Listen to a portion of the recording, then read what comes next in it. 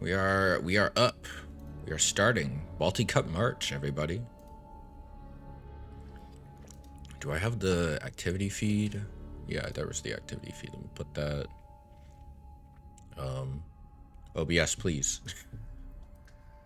What's going on? Why can't I dock this?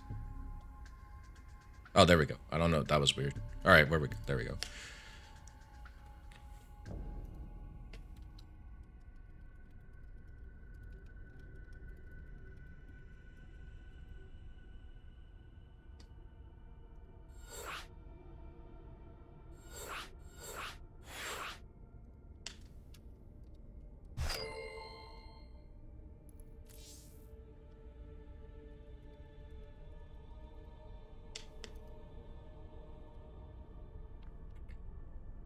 Oh, I gotta follow. Damn. Are my alerts just broken? I cannot hear those. I don't hear those when those go off. Is my audio shit set up properly? Monitor only mute. But that's how it's supposed to be. Should play. I don't know what's up. I'm almost tempted to test those, but we don't have time. But thank you for the follow. That was 35 minutes ago. That was before the stream started.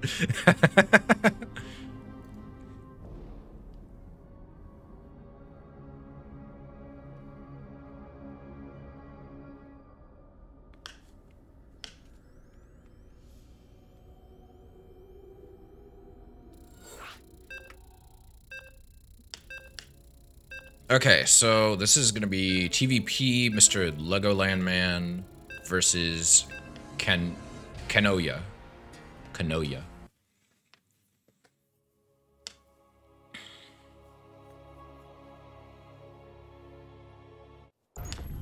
Alrighty. First game of the stream. Game paused.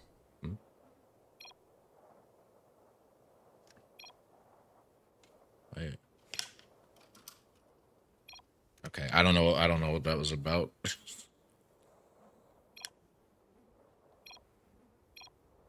Game resumed. Okay.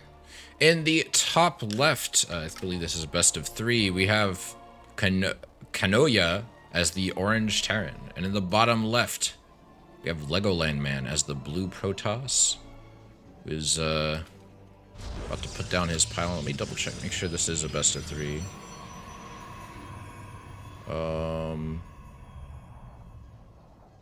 Yes, it is. Or no, it is not. Let me fix that. It's a best of 1. This is a best of 1. Apologies.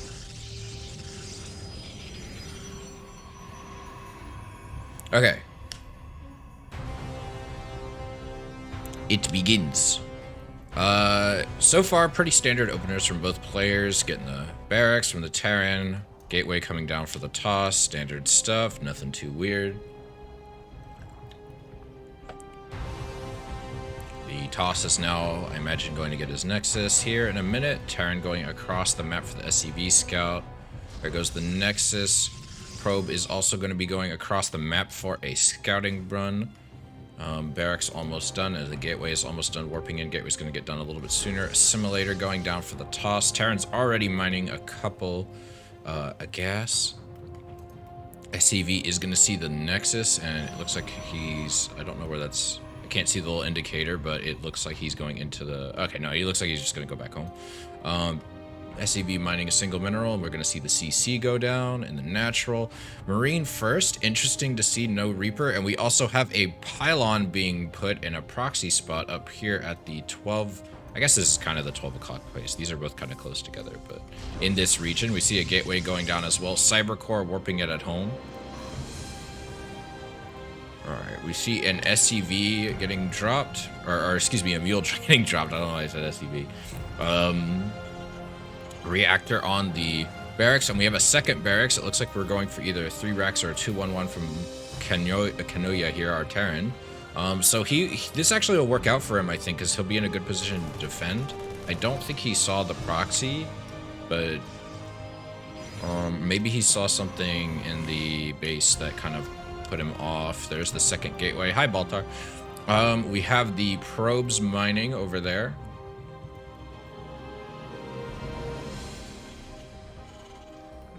bunker going down on the low ground. I think this will end up actually working out really well for Legoland, man. He is going for a 3 racks. I don't know if it doesn't look like that our Terran or our Protoss is worried around. Wait, I got confused. Sorry, Legoland's the Toss.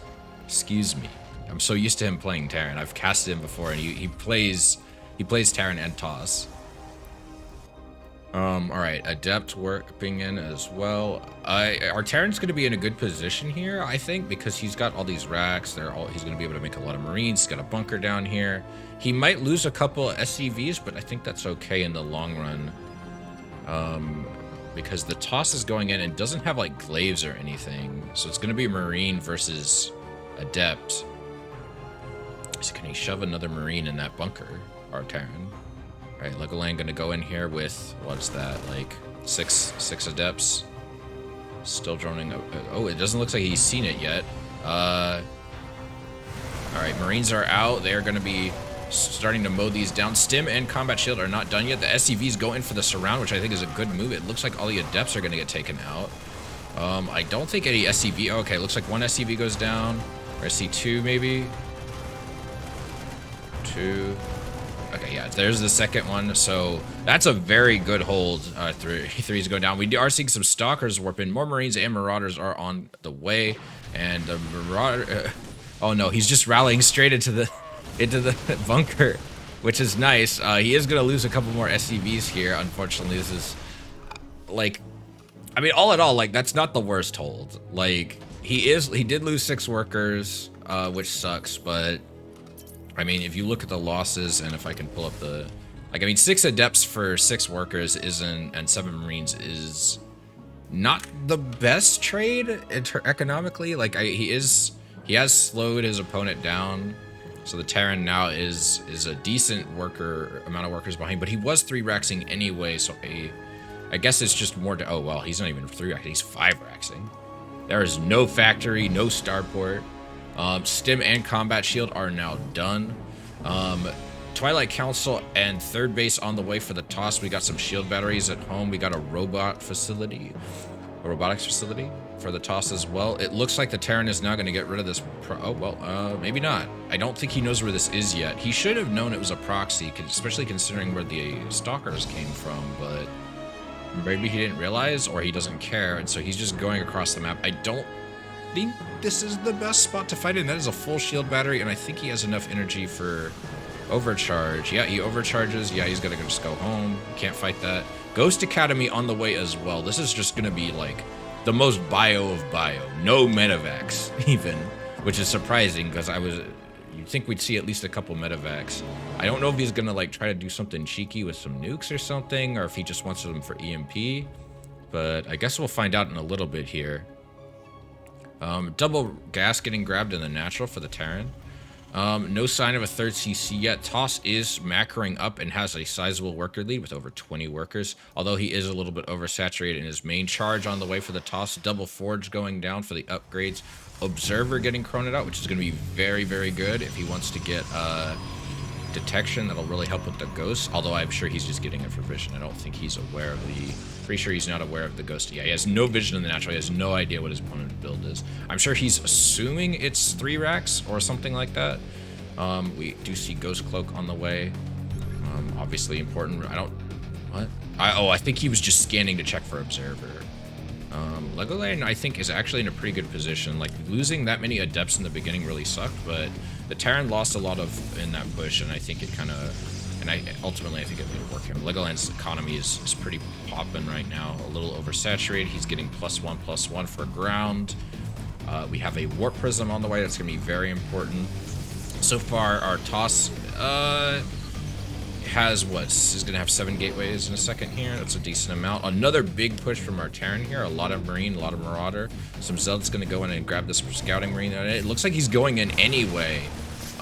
He is going to get a little bit of damage done. Go for the pylon, maybe. He's not really getting a lot of work. He's getting a couple workers, but I don't know. He needs to get a lot more. Does get the shield, he gets the Warp Prism. He gets the pylon. He does lose all of his army and delays his economy. The Toss held pretty well. Like, losing a pylon like that really sucks. especially as these two were warping in. But like, I don't know, man. I don't think that was really the best idea. Like he sent the Kanoya sent the Marine in. He saw where the army was. It's like, I guess he just really thought he wasn't gonna pull workers, or he could just get more than 3, because like 3 workers in the pylon is not really worth it. Ground armor wrapping up. We also have +1 infantry on the way for our Terran. CC is gonna get taken down by the zealots. Kiting back here with the Marines. There are still no medevacs to help hold here. The bunker is gonna help out a little bit here, though it looks like it is gonna get surrounded and taken out. This might be GG here for our Terran. He is still just finishing a factory. I don't think he can hold this. This is over, it looks like. He's pulling the SCVs in the main. Ghost going down. 18 workers. Infantry weapons finishing up. I think he might be on a little bit of copium here. This is not something you can hold. There's the G from Kanoa. And Legoland Man will advance in loser's bracket while Kanoya is eliminated from the tournament. GG's. Alright, now I'm just waiting for... looks like Legoland Man is going to be going against a Zerg called Sapuya, I think. We also have Seraphet versus Pigeon FR in the top of the bracket, which is a PVT. We got a ZVP with Tolo versus NLK or NIK. I can't tell if that's an N or an I. The font's a little hard to read. Hybrid versus Nushka. Hanoid versus Surtud. Yeah, we've got a lot of gamers today. How many people ended up signing up? 24. Nice even number. Okay. I am just waiting on an invite from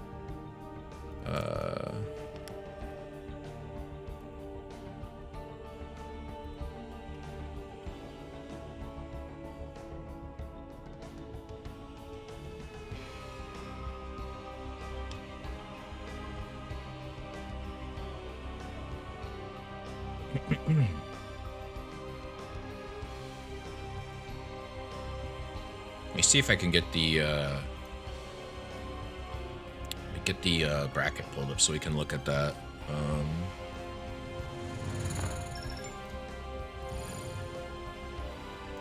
Boom, there we go. Bracket pulled up. So this is kind of where we're, let me see if I can position that to where we can kind of see everything. Kind of wish there was an easier way to, like, I could just get rid of all the bits up here, but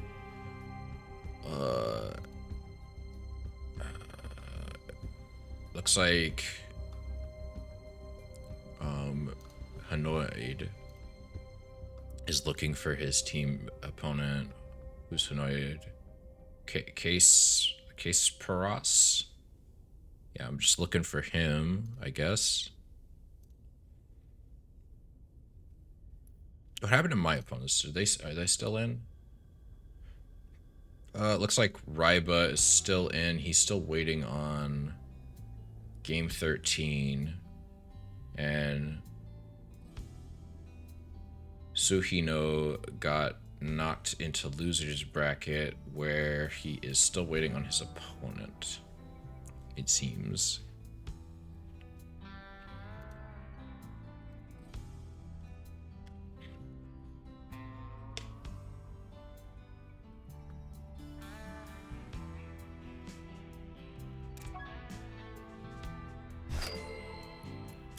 Oh, well, I guess I'm doing Legoland then.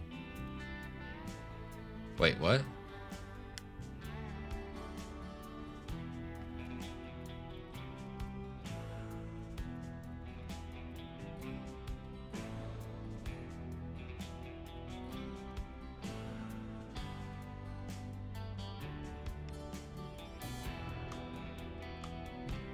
Close enough. I spelled his name wrong.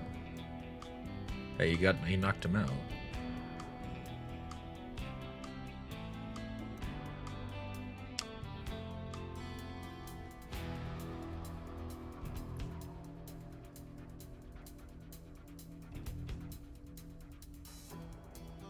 Yeah, lower bracket has BO1.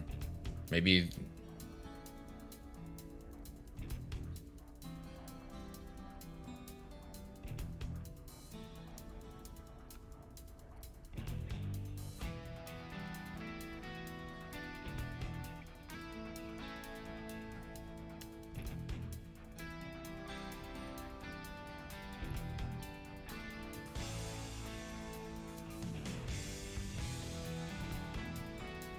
Sipuha.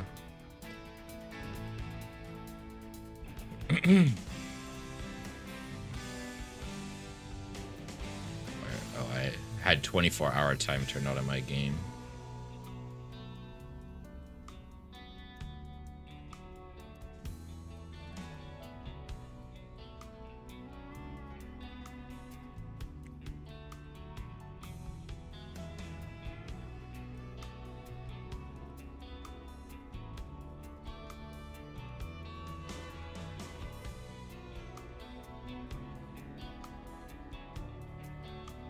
Yeah, he lost his first set. I thought.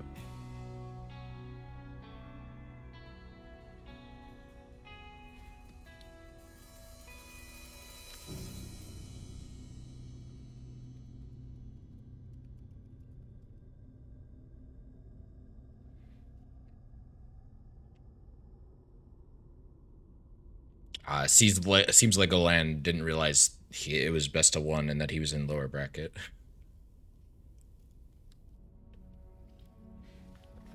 Okay, let's get Isipuya in here. So we're waiting on him. Although we haven't technically updated the deal yet. Oh no, it did get updated. Sipuha.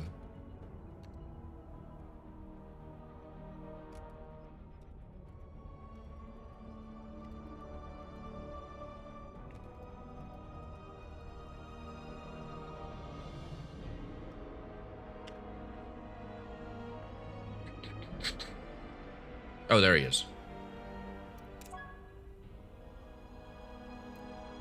Okay, so what is... Wait, what does his little thing say? Camping is imba. So Legoland with his toss is 38-25. Very nice.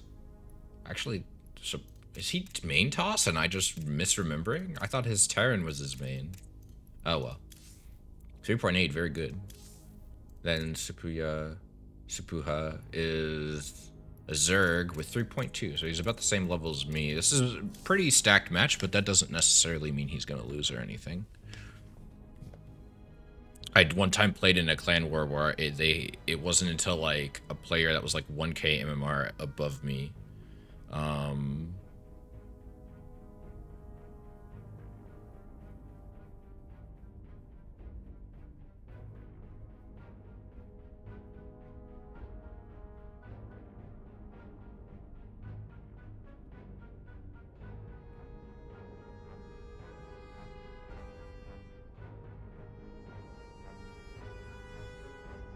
Yeah, they need to pick a map. Okay, looks like we're going to Ancient Cistern.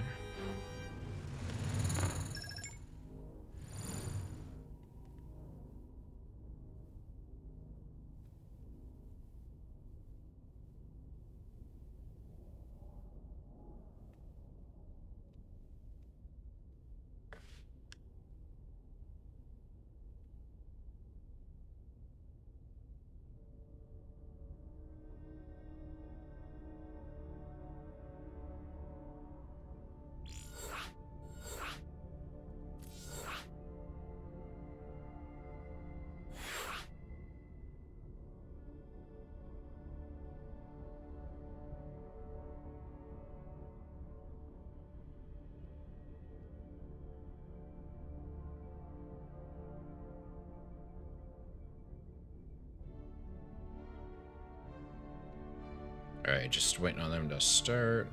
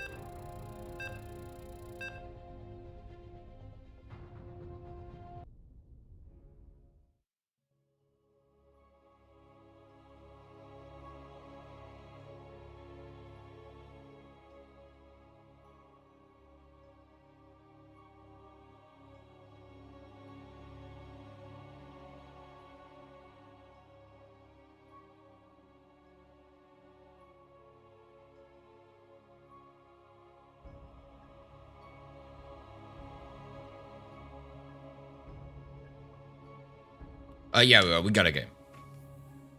Delay obviously being a factor.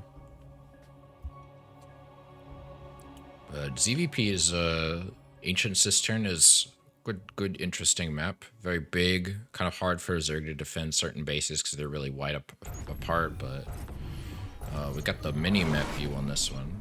All right, in the bottom left, we have Legoland Man from Platinum Heroes as the red Protoss, and in the top right, we have Sepuha with the undergarments in his from Team HTT as the purple Zerg. Going gas first? Interesting. All right. Oh, it's a gas trick. Okay. I was surprised for a second. Probe Scout going out for our Protoss, as well as a pylon on the low ground, as is standard. The Zerg is just droning up for now. Second Overlord is out, it seems. He's going to be checking for the... it looks like we are getting a probe block here. I like this. Sepuha going and getting a base at the triangle spot, which is pretty standard. That's very normal. He should probably move his Overlord to check in case he's getting cannon rush, but obviously we know he's not getting cannon rush, but he doesn't know that. Anyway, we got the pool going down, pool before gas, which is perfectly fine. Nothing necessarily wrong with that. And then we got a hatch coming out in a second as well, or not a hatch, a gas coming out in a second. The toss is already grabbed as assimilator. We're going to see the natural being built as well. And then we are going to see the cyber core go down as well in a little bit here. Sluggerland gets the 150 he needs. Maybe a little bit later. And then gas, getting a second gas. Pool almost done. Gonna see a bit of an earlier third than I would expect, but I don't necessarily hate it. I don't think he really needs to make a third right now, but maybe he's got plans. We got a proxy going from Legoland again. Be interesting. Legoland seems to really like his proxies. Meanwhile, our Zerg is getting his first couple queens out. He isn't necessarily going to... He is going to see that there is a warp gate is on the way, and there is a chrono on the gateway. I'm reasonable to assume it's an adept. Nothing in the main. There is no Overlord going across the map to check the main. He is scouting for proxies though, and he is gonna see the pylon. And he can maybe get some lings out and actually kill this before Warp Gate's done. It would actually be really good. We're going to see the Twilight in the wall, which is kind of interesting. I don't really see that too much. I feel like most Toss put their Twilights in the main, especially when your opponent's right there and can see the Twilight, so he's going to know something's up. Droning up at the natural, well, the second base here. Natural finishes up. Ling speed on the way. Not moving the drones into the natural is a little bit surprising. We are seeing some creep spread, not a lot of injects going on at the extra bases, which I believe is slightly atypical. He sees the proxy, but he hasn't done anything. Oh, now he's looking at it. Okay, now he's sending 4 lings over there. He should be able to get that before Warp Gate finishes. Glaives is being chronoed, but it is going to be a while before that finishes even with the chrono. I believe Glaives is quite a long research time. I don't know why I can't hover over on this to see the exact time. I don't know the timing. Maybe I need to switch to a different overlay. Alright, he is going to get that before the gateway finishes. Get the probe, very good, and he's going to start attacking this. He does have 4 more lings at home, but there are 3 adepts on the way, so he's going to need to make more lings. He's going to have time, though. A Dark Shrine is on the way as well. There has been no spores put down, and there is no Lara on the way, so this actually could be really bad for our Zerg, seeing as he doesn't have any detection. He did get Overlord speed, which is a little surprising. I don't really think that makes a ton of sense, but all right. I guess he likes getting Overlord speed early. 3 more adepts warping in. Glaives is going to finish up in a little bit here, about 15 seconds. More injects. Worker count pretty even, nothing too crazy. Lings are going to finally clean up that gateway. It looks like a lot of adepts are going to come in here. The lings are gonna need to hurry back home. There are a couple queens for defense here, and that is going to help a little bit. He is going to take out the queens, and there are not a lot of lings to engage with here, but it's something. Like, he is going to get a couple of these, it looks like, or maybe not. I don't know. I don't think he got any of those yet. Or he got one adept so far. Yeah, resonating glaives is really rough. He's going to chase these drones here. I think he cancels the blink. Oh no, he didn't see that the blink got canceled. I mean, he can't really fight this anyway. He's gonna have to run away with these drones. He is faster than the adepts by a little bit, so he is still losing a lot here, and the DTs when they come in are just gonna make this even worse. We still aren't seeing, we are seeing 5 drones on the way, and that is going to probably end the adept push here. The roaches do not have roach speed, and Lair has not even been started yet for some reason, despite the fact that we're almost 6 minutes in the game. DTs are in, and there is absolutely no detection. I think this is that's going to be the game ender here. We've already lost 8 drones. We have these long mining for some reason. The roach warren is going to get sniped by the DTs. Spores are technically going down. Kinda. Not really. But, like, the spores take a hot minute to build. Like, it's gonna be a minute before you can get anything. There is, once again, no Lair on the way. He is rebuilding the roach warren. The building... Oh my gosh. This is over. Like, oh, man. What a way to end your tournament run. Not getting a Lair in time. Oh my gosh, he's moving the spore into position. He is trying to protect it, transfusing on the hatch, which is good. He is going to chase these away. The DTs, sadly, again, there's no Lair on the way. There's no mobile detection, and the DTs can just continue kiting around. They're just going to fight where the spore isn't. For some reason, not pulling the drones back or putting the spore in the mineral line. He is going to lose another hatch here, which Lair is finally started for the Zerg. Meanwhile, for the toss economy is booming like it's like it's the 2010s. He's mining a shit ton in comparison to his opponent. Not a ton of production, but he does have double. Robo is starting to pump out some more immortals, which is going to make the roaches have a bit of a hard time. Roach speed obviously hasn't been started yet due to a lack of Lair. That hatch finally pops. This roach is going to get killed for free. Jeez. More DTs coming in, going to kill these as well. Lair isn't quite finished yet. No more spores available. This queen looks like it might get grabbed. Oh, jeez. He's kind of moving in, like... Yeah, you just need to put... I don't know why he didn't put spores down. Like, he put one spore down, but it's, like, in the worst possible spot. And he's moving it forward again. Like, I don't understand. This is a very interesting way to try to fight this. Like, all you really need is a spore in each mineral line, and you should be able to hold most of the DTs. He does have Overlord speed, so that actually will end up working out decently for him for now. I'm honestly kind of surprised he's still in this. If I were him, I'd be droning like crazy. He is making a lot of roaches, though. He does not have any Ravagers. I don't think he has any idea what his opponent is building. Yeah, he has no idea about any of the Robo facilities. He doesn't see the gateways. I don't even think he knows about the third base right now. He has no idea about the third base, which is... there's a lot of zealots here. I don't think he had... Yeah, no charge yet, right? No, he does have charge. Excuse me, I missaw. We do have +1 on the way. We're going to have a War Prism, and I'm sure that's probably going to be the end of it here. If he can get some Ravagers... He's killing some rocks for some reason.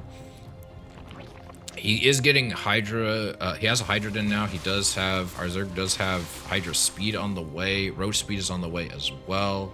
A sizable army is coming here. He's going to see that and try to get in position. There are no Ravagers yet, though, so there isn't going to be anything...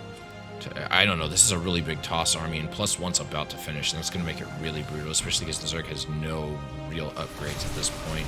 He is going to get a nice surround with the Zealots. The Zealots acting as cannon fodder so that the Adept Immortal, or excuse me, the Archon Immortal combo is just going to shred through all of this. There's so many Immortals. The War Prism's in, and there's the GG.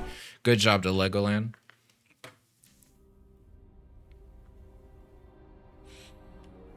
Alright. Just waiting on the next game here.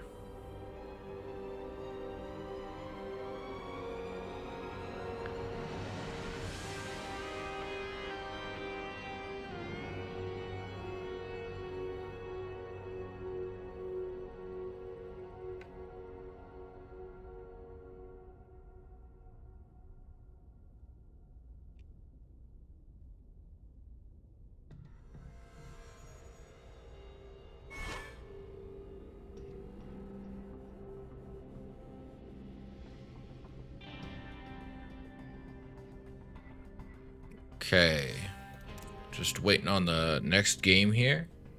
You pull up the bracket again.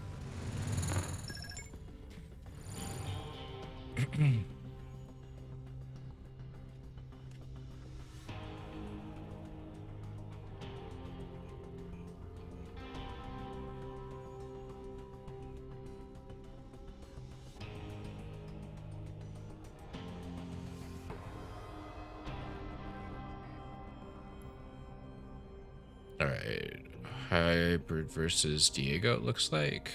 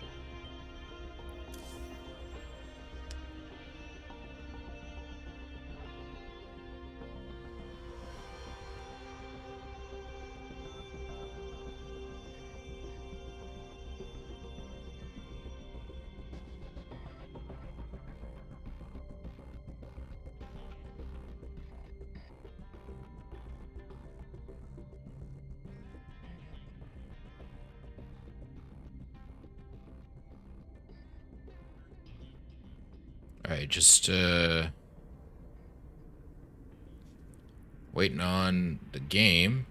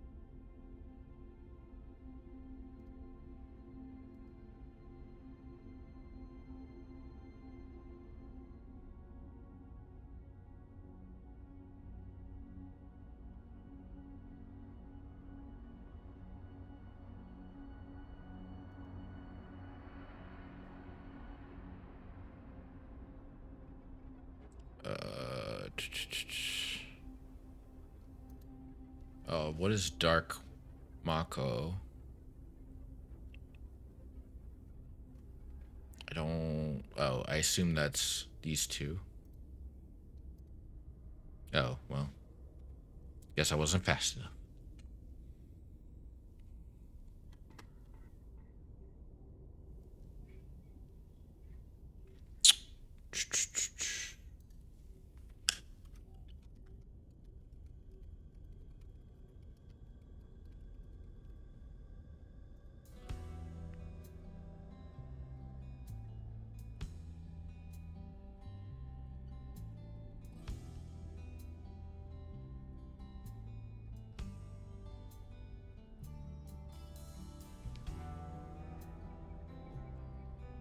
Yeah, just waiting on an invite for the next match.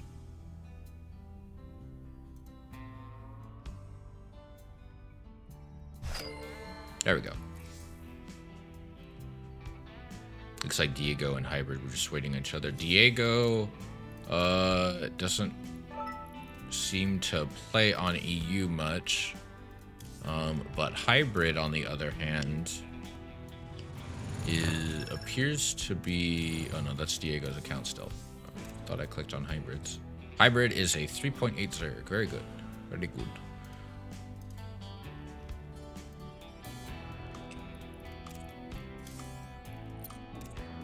Yeah, good history. Started about 2 years ago, looks like. Yeah, very good. Or at least on this account. Might not be his first account.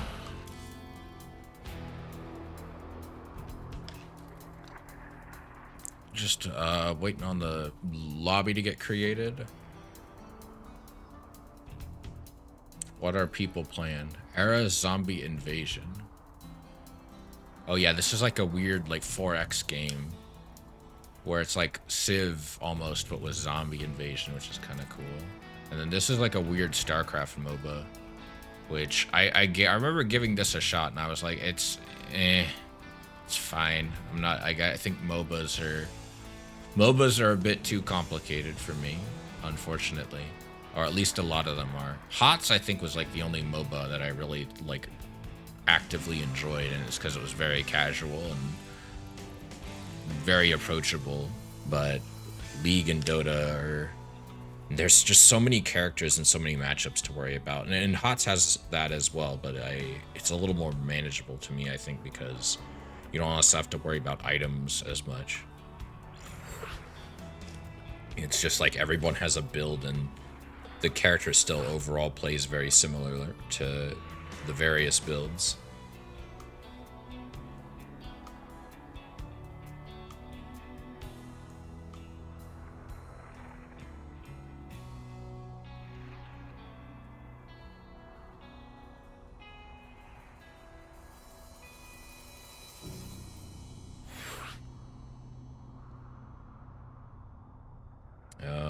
Okay, still waiting on the ready process. Okay.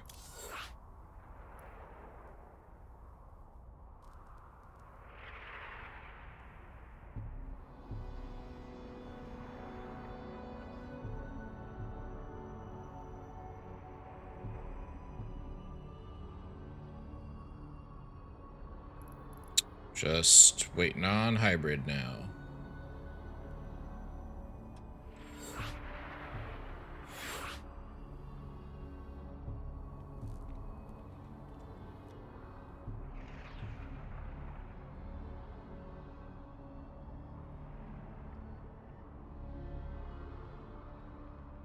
Alright, hybrid looks like he's ready. Just waiting on Diego.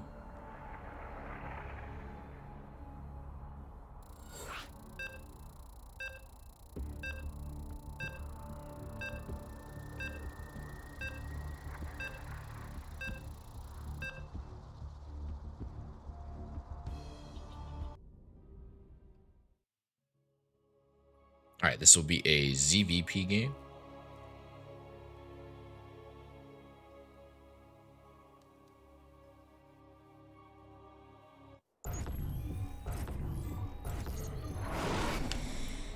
Alrighty. In the top left, we have Diego SAA as the orange Protoss, and in the bottom left, or bottom right, excuse me, we have Hybrid as the purple Zerg from Extreme Team. Looks like we're seeing a pull first, a 12 pull specifically. Oh nope, and out of Hybrid here, and he is going for, I can't tell if that's a drone scout or a hatch, because he's is this a drone scout? Drone scout with a 12 pull is a little surprising, because I feel like you kind of want every worker that you can reasonably get, so you can, but maybe he's going to build like a hatch in his opponent's main. That would be very very good for him. I don't know if Diego saw that a drone going across the map. That should give him some red flags for sure. All right, there goes the spawning pool, but he can't make anything because he didn't make an overlord. I think he may have just forgotten. He is now making a hatch in his opponent's wall, which Diego definitely should see that and be able to see that and know that something's up. He sees the pool. He knows he has an opportunity here. I feel like he could just pull like 6 workers and just kill this. Chrono out a zealot or something. Yeah, make sure to chrono, buddy. He's not. Unfortunately, our orange here is not chronoing. Though it does look like he is going to be able to take this out before it finishes. Cybercore on the way as well. Six lings on the way. He is chronoing out more zealots. Very good, very good. He should be okay as long as he can get a couple zealots out, because the lack of 2 hatcheries means that the production is going to be really limited for the Zerg. And while the Toss does only have a couple production structures himself, okay, you need to get in there with those zealots. No, he could take those. What is he doing? I don't know why he's targeting the. No. Yeah, he could kill. I don't know what he's doing. He could kill all of these. He doesn't even need to worry about the surround is good because I guess a surround would be less than optimal. See, now there's a lot more of these, and the adept isn't going to be as useful. He is doing a good job holding here. Good job with the building placement. Some very good Sim City to try and prevent more reinforcements from coming in. Ling's going into the main, which is very good for our Zerg. The Zerg making more overlords, continuing to make his hatch in the main here. I think he is going to have another cancel forced on him. But the Toss is able to do some good work here with the production. The base finally gets canceled. 4 probes did go down, but endless, there is no wall right now. Oh no. No, you don't want to shade out right now. Oh no. Another adept is going to come out here. Shield battery on the way, and I definitely think this 12 pull is now officially over for the Zerg. And this is a particularly risky position because now there is no second for production. We do see the Bane Nest on the way, but again with the shield battery, I will say it does kind of suck there was no Nexus on the way, because I don't remember if the Nexus needs to be done or not. Oh, the games are very cheesy so far. So far, a lot of cheese, at least in the casting. And as someone who played in the tournament for a bit, I can say my experience was not quite as cheesy as these, but I definitely felt like they were a little bit. So we're seeing another pylon here. I guess that's good, keeping them spaced out. I don't think this is enough to cover all of the production structures, but it does get most of them. We do see a bit of a supply cap. These adepts going to do their best. The shield battery is here, and that is going to make a Bane bust, which it appears to be what Hybrid is going for, considering there's a Bane Nest. But again, there's so much limited production here. The Toss has all the time in the world to get the production he needs. We're going to have a Stargate done. I'm sure he's going to make a Void Ray. Hopefully he makes a Void Ray. Void Ray would be perfect here. Oracle could be good too, but Void Ray would definitely be, I think, the best option because you don't have to wait for energy. Ooh, we got a Sentry now, which definitely means we can get Force Fields out. Toss is another pylon finished up. He could stand to make a few more. Oh, the Banes are going in! Oh no! He's getting in position. The force field did not go down! Oh no! He didn't force field in time. He did stop half the Lings from getting in, but there's so many in already. Oh no! He may have just completely bungled this just by not paying enough attention. Oh no, he looked. Oh, the Lings are getting in. It's not quite a wall. The Adepts are doing their best, but there's just so many Lings. Oh, 10 more Lings on the way for the Zerg. I can't believe this. What a turnaround. He was holding so well initially. Oh my gosh, he is warping in more Adepts. Why? I don't think Adepts are the right call here. The Adepts are just not able to get the DPS out to. Oh, I say that. It seems like it's going okay. It's actually doing fine. I'm shocked. I thought that was game over there. The shield battery is very, very low on energy, unfortunately, which is going to make it really rough. However, we do see, again, we're seeing some very interesting warp-ins. Stalkers, Adepts. I guess maybe I just don't know enough about holding this type of push with as Toss. Killing these Overlords is going to help make the Zerg lose even more of his money. A nice little distraction here. The Banes do get stopped by the force field. Very, very good. Shield battery overcharge going out. Very good. Gonna make the Zerg have to hold back, give the Toss more time to reinforce. The Toss now has 2 Nexus, which means more study. Oh, why is he going for an Oracle? Oracle, definitely not a bad unit to make. Obviously, you get bonus damage against light. You know, it flies. But I really think Void Rays are a better shot. And there's the GG from Hybrid. A very risky move by Hybrid to go in like that. And unfortunately just didn't pay off. I feel like if that type of push, if it doesn't work, it's really hard to come back from it, and he just didn't. He was just continuing to commit. But GG's to both players. Was that in the upper or lower bracket? I'm actually not sure. That was in the upper bracket, so we do have a couple more games. We do have 2 more games here.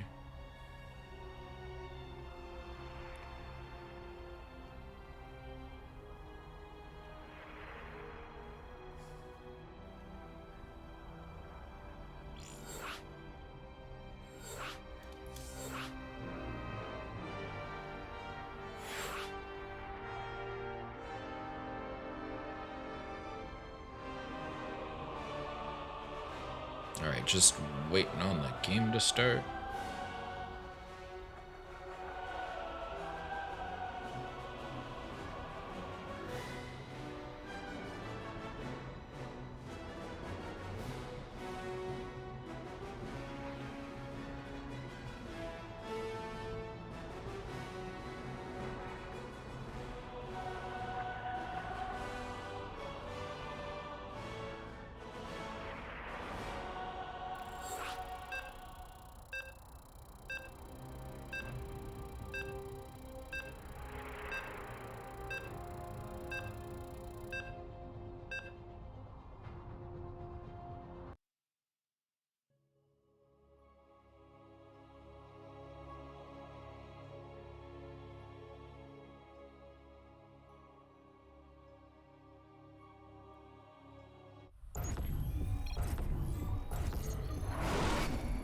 All right, in the bottom left here with a single game up over his opponent, we have Diego as the orange Protoss. And in the top right, we have Hybrid from Team Extreme, or Extreme Team, I'm not sure, as the purple Zerg.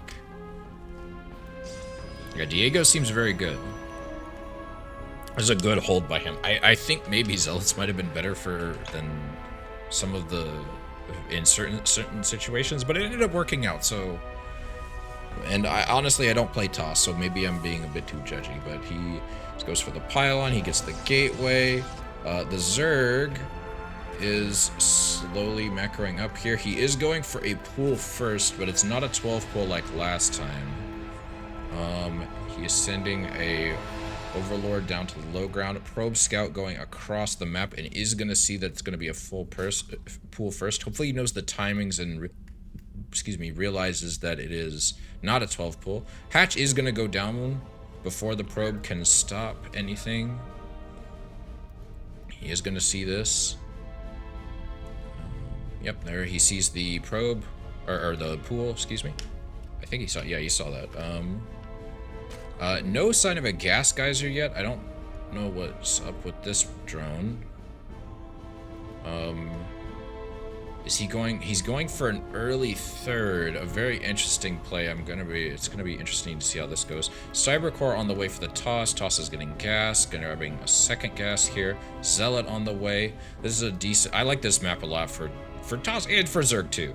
You know, you got the narrow opening, which means you can only use like 2 bases, and you can just wall this off with just 2 bases. Very nice. Third base goes down. This has to be a Ling Flood, no? I can't think of any other reason you would get this many drones at the same time. We see what was that? A cancel for a spore or something? I didn't see what he was building. And then we got a queen on the way, gas getting grabbed. I mean, this would be a slow Ling Flood, if anything. Like, 4 Lings is barely enough, especially since they can't get surround. They're not going to be able to break through this. I'm sure a shield battery is going to go down in a minute here.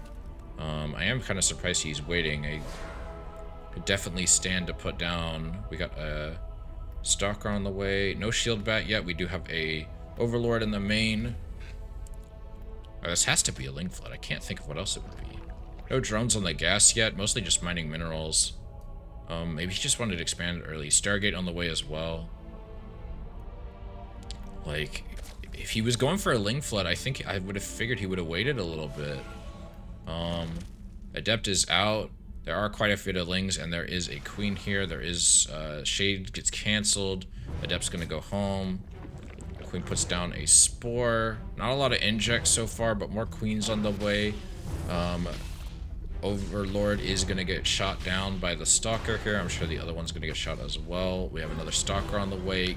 Warp Gate is almost finished. Just a little bit longer for that. Adept still scouting out here, shading away, getting away from the Queens. Decent worker production from our Zerg. Oh. Hello? Oh, no. Did my internet just shit the bed? What? This is weird. I don't get it. It says I'm live. I've dropped like barely any frames. Oh, okay. I don't know what happened there. I guess my connection to Europe just shit the bed. Very sorry about that, because my stream said it was fine and my internet's not down. Anyway, Void Ray on the way. Warp Gate is finished. Got a sentry warping in. Shade going out. We've got link speed finally started at the 4-minute mark, which is a little surprising because, like, again, normally you want to get link speed pretty early. We got a lot of spores on the way. We got a lot of queens, so I'm not too worried about the Void Ray. It is going to get some scouting off, I'm sure. Chroning out more workers, chroning out another Void Ray. We've got double gateway going down in the main. No sign of a third from the Protoss yet. That's fine. We are going to see some Overlords getting taken out, though. Queens haven't quite been put into position yet. I don't really know what Hybrid's doing in that regard. We do see 2 Evos in the main, which is fine. Nothing wrong with that. Yeah, I don't know what he's doing. He's kind of just hovering over here, trying to, I think, just get some vision, kill any Overlords he sees. Some creep spread going on in the main. Not the best spread, but it's fine. Alright, Queens are going to chase off this Void Ray. It is going to escape with just some shield damage. Yeah, I freaked out for a second there. Sorry about that. Link speed is finishing up. More Void Rays on the way. Twilight Council finishes up for our toss, and we got more gateways going down. Charge is getting chronoed out. +1 is being researched for our Zerg. +1 melee, I should say. More Zealots warping in.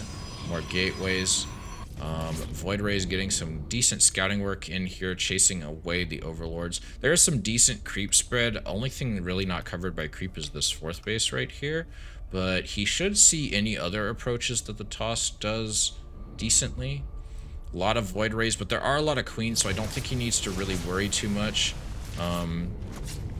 As long as he just has Queens, he keeps transfusing, he should be able to kill these. We do also have armor being researched at the same time as melee. Lair is on the way, very late lair. You normally don't wait quite this long. Macro Hatch is getting sniped here. Does get the cancel off spore on the way. Queens are going to now have to try to defend here. Double spore in the main to try and protect here. Maybe just try to stop the back and forth from the Overlords. Another spore over here. He's making a lot of spores. I don't know if this is really necessary, but we'll see. Bane Nest on the way. No sign of a Roach Warren or Hydra Den or anything, which is a little surprising. The Toss has a fairly large army in here and knows that there's not really any defenses or army right now. This actually could be really, really bad for Hybrid. Because our Zerg here doesn't seem to really be making anything to defend himself. He has no idea. You should see the army right now.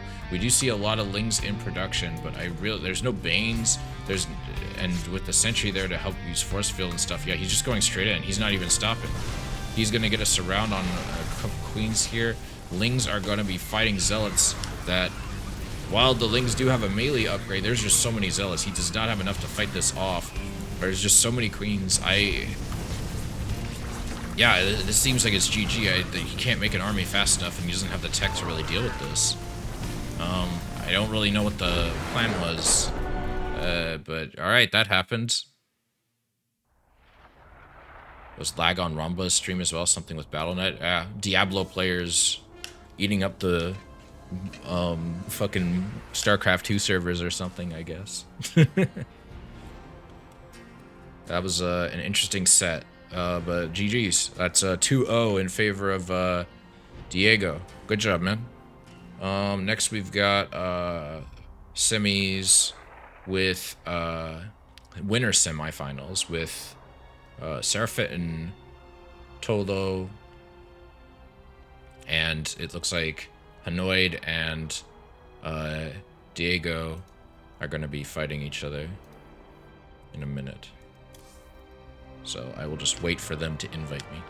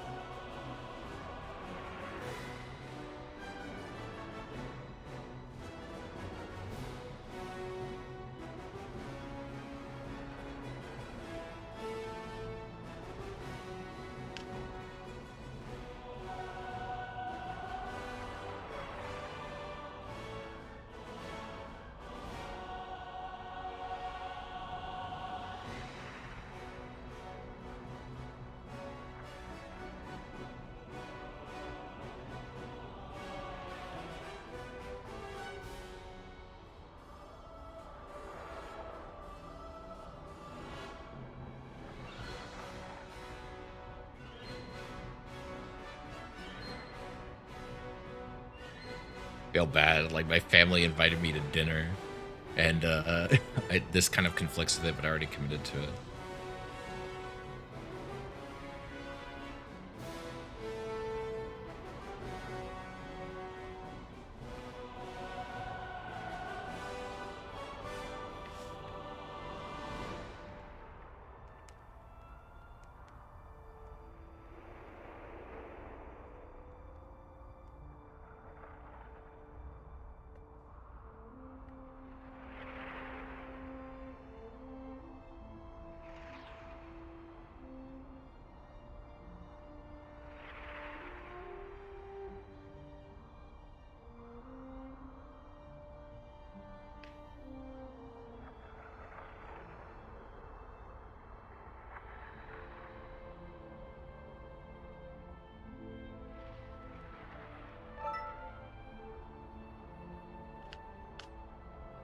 Okay, it looks like we've got Hanoid in here.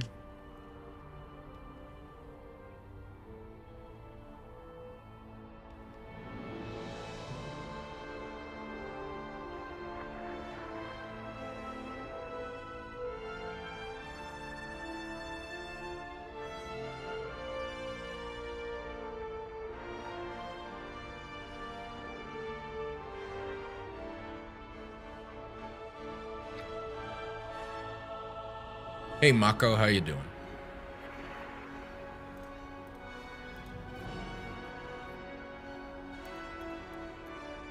Just I think they're just doing their vetoes right now, but they should be done soon. I wish I had more drinks. I don't have a lot to drink in my home right now. All I have is tap water.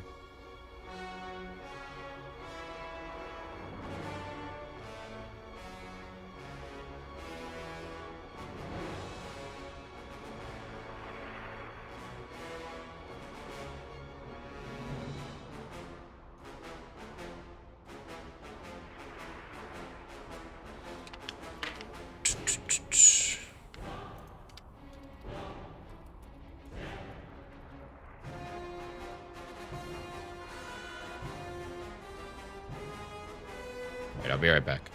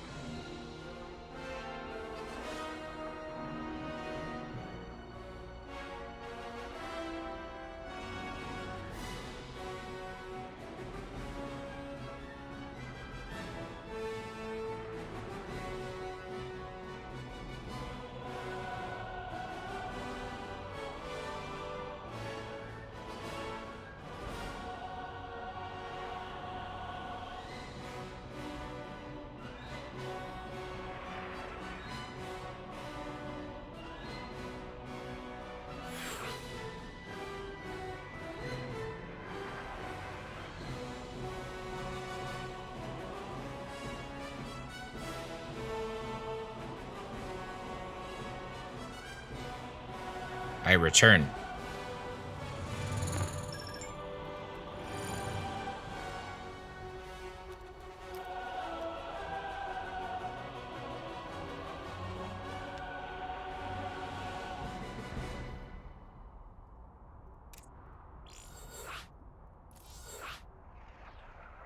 All right. All right, there's my audio. Now I can hear myself speak. Which is helpful, because sometimes I have a tendency to mumble when I can't hear my own stuff, because I'm like, oh. Like, I don't know, my brain, I think, just automatically is like, oh, I don't need to be loud. There's no one in front of me. There's no one I'm speaking to directly.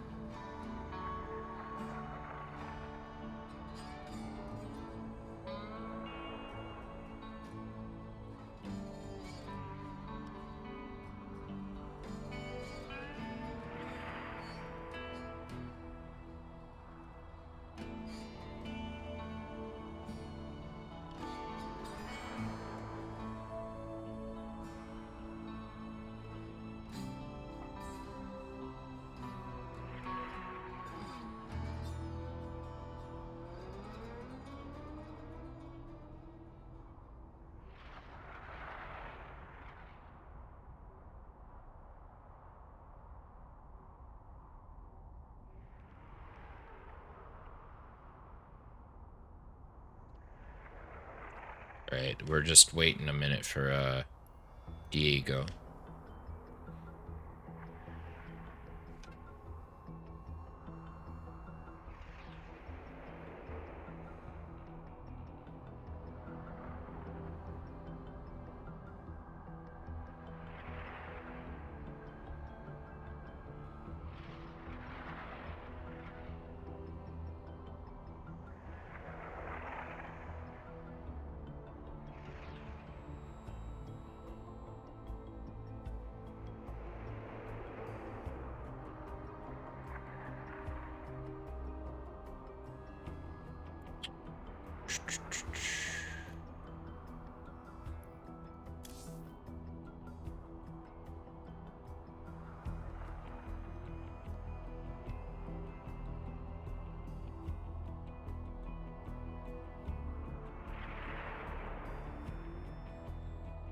Like Royal Blood.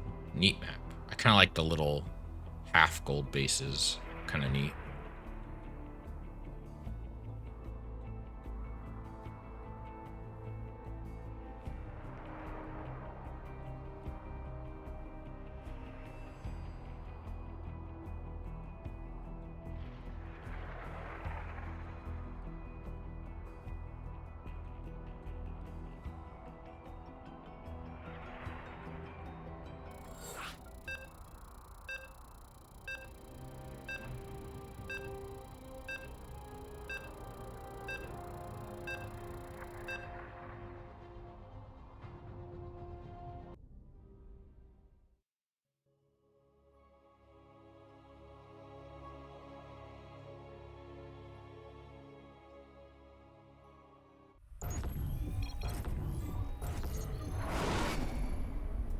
Alrighty. In this best of 3 in the top right, we have Diego as the orange Protoss. And in the bottom left from Plan 2, we have My Hanoi, or Mi Hanoi, not sure how that's pronounced, as the blue Zerg. At the pylon at the low ground for the toss, Zerg is getting his Overlord droning up. Nothing too crazy so far. Overlord is out. Zerg continuing to drone up, sending a drone to the low ground to get his hatchery. Toss getting a gateway in the wall and sending a probe across the map to scout. Overlord going, interestingly going to the pillar first, which is actually not really necessary right now because the Toss won't really have anything to kill it unless he goes Stalker first, which I guess he can go Stalker first, but you won't know that until you get over there, and even then you should have plenty of time. The pillar's not that far. This isn't, altitude. Altitude, the pillar's like way back there. Takes a while to get over there. Pool is down. Toss is going to see the pool, and that is just a pretty normal timing for everything. Extractor on the way. Toss is finished with the assimilator. Going to put down the Nexus in just a moment. Nexus is down. Going to start mining. I imagine Cyber Core is going to go down in a second as well. And there goes the Cyber Core. Nice. I think this is like it looks like it's a proper wall. Should just be able to stick a unit in there. He is, interestingly enough, I don't know why, but he's rallying across the base, across the map, so I assume he's going to go for an Adept first, so he can get some more scouting off, which is fine. There's nothing wrong with that.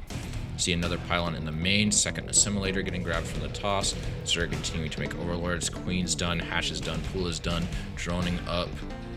No drone being sent for a third base just yet. I don't know if he's maybe just waiting a little bit or what.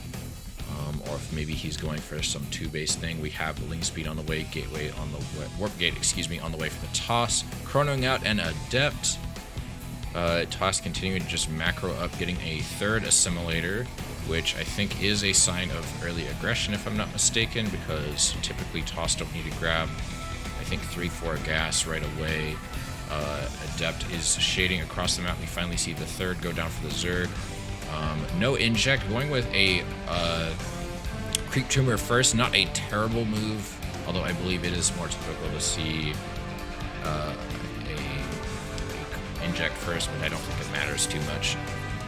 Shade is going to go in, but the Zerg is going to force a cancel there with the Lings.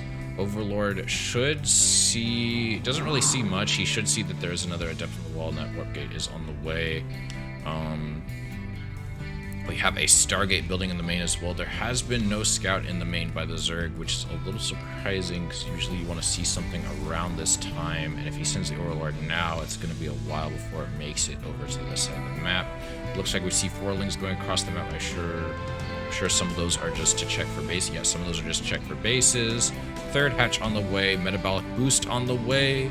What else do we have here? Queens are going to be spreading more creep. Sees that there's 2 Adepts on the wall still.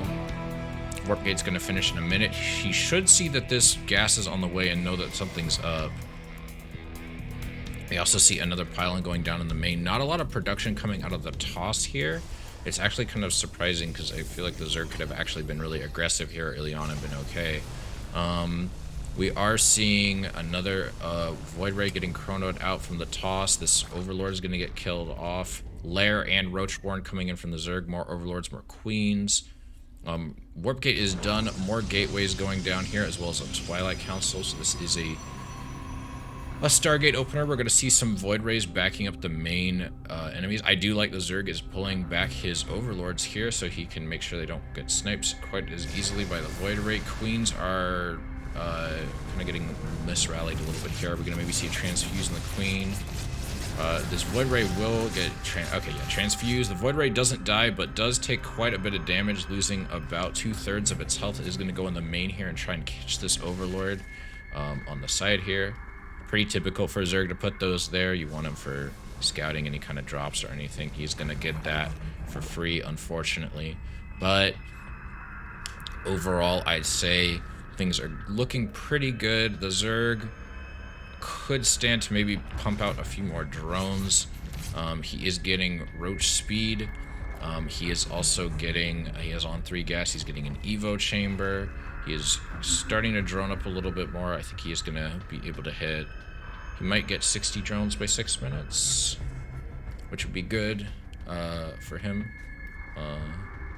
Just under 60 drones by 6 minutes. Not quite what you want, but still good. It looks like the toss might be going for like some kind of 2-base all-in here. He's making a lot of zealots. There's no sign of a robo facility though, so maybe it's not an all-in. But there has been no third, and the Zerg should see that by now and definitely start expanding, or maybe send in some Overlords from some scouting or something. A lot of zealots coming out here. The Zerg should have roaches ready. He is getting melee and range, which is kind of surprising because he's building a Hydra Den. So I don't really know why he's continuing to invest. There are a lot of zealots coming across the map. The Zerg currently doesn't really have an army right now. He is making 12 lings. This is why you generally want to have a ling here so you can scout it out, but now I think the Zerg's in big trouble just because he just didn't have anything. He's going to probably get these Void Rays just fine until the Zealots come in, and now the Queens are not really the best units to fight Zealots with. Oh, jeez. This is just bad. Like, he needs to get Roaches out ASAP. He just continues to keep making lings, though, and he's putting down the Pain Nest. I don't understand. Yeah, Void Ray is going to burn down this base. All of these 20 drones getting taken out. Again, no sign of roaches. Hydralisks are on the way, though. Yeah, I don't know what happened here.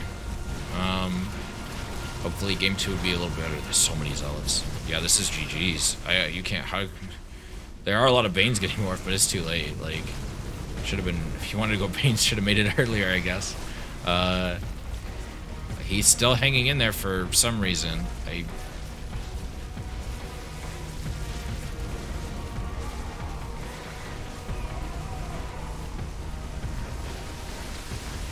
Not really the best Bane connections, but like this is over. There's nothing. Yeah, like much of the zealots are still there, and there's the GG. I don't know what was up with that. That was a bit of an odd game out of our Zerg there. I feel like he kind of had a good opportunity.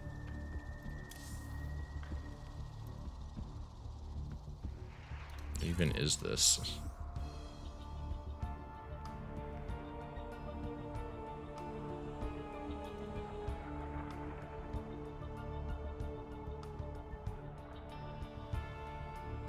Alright, just waiting on the next game.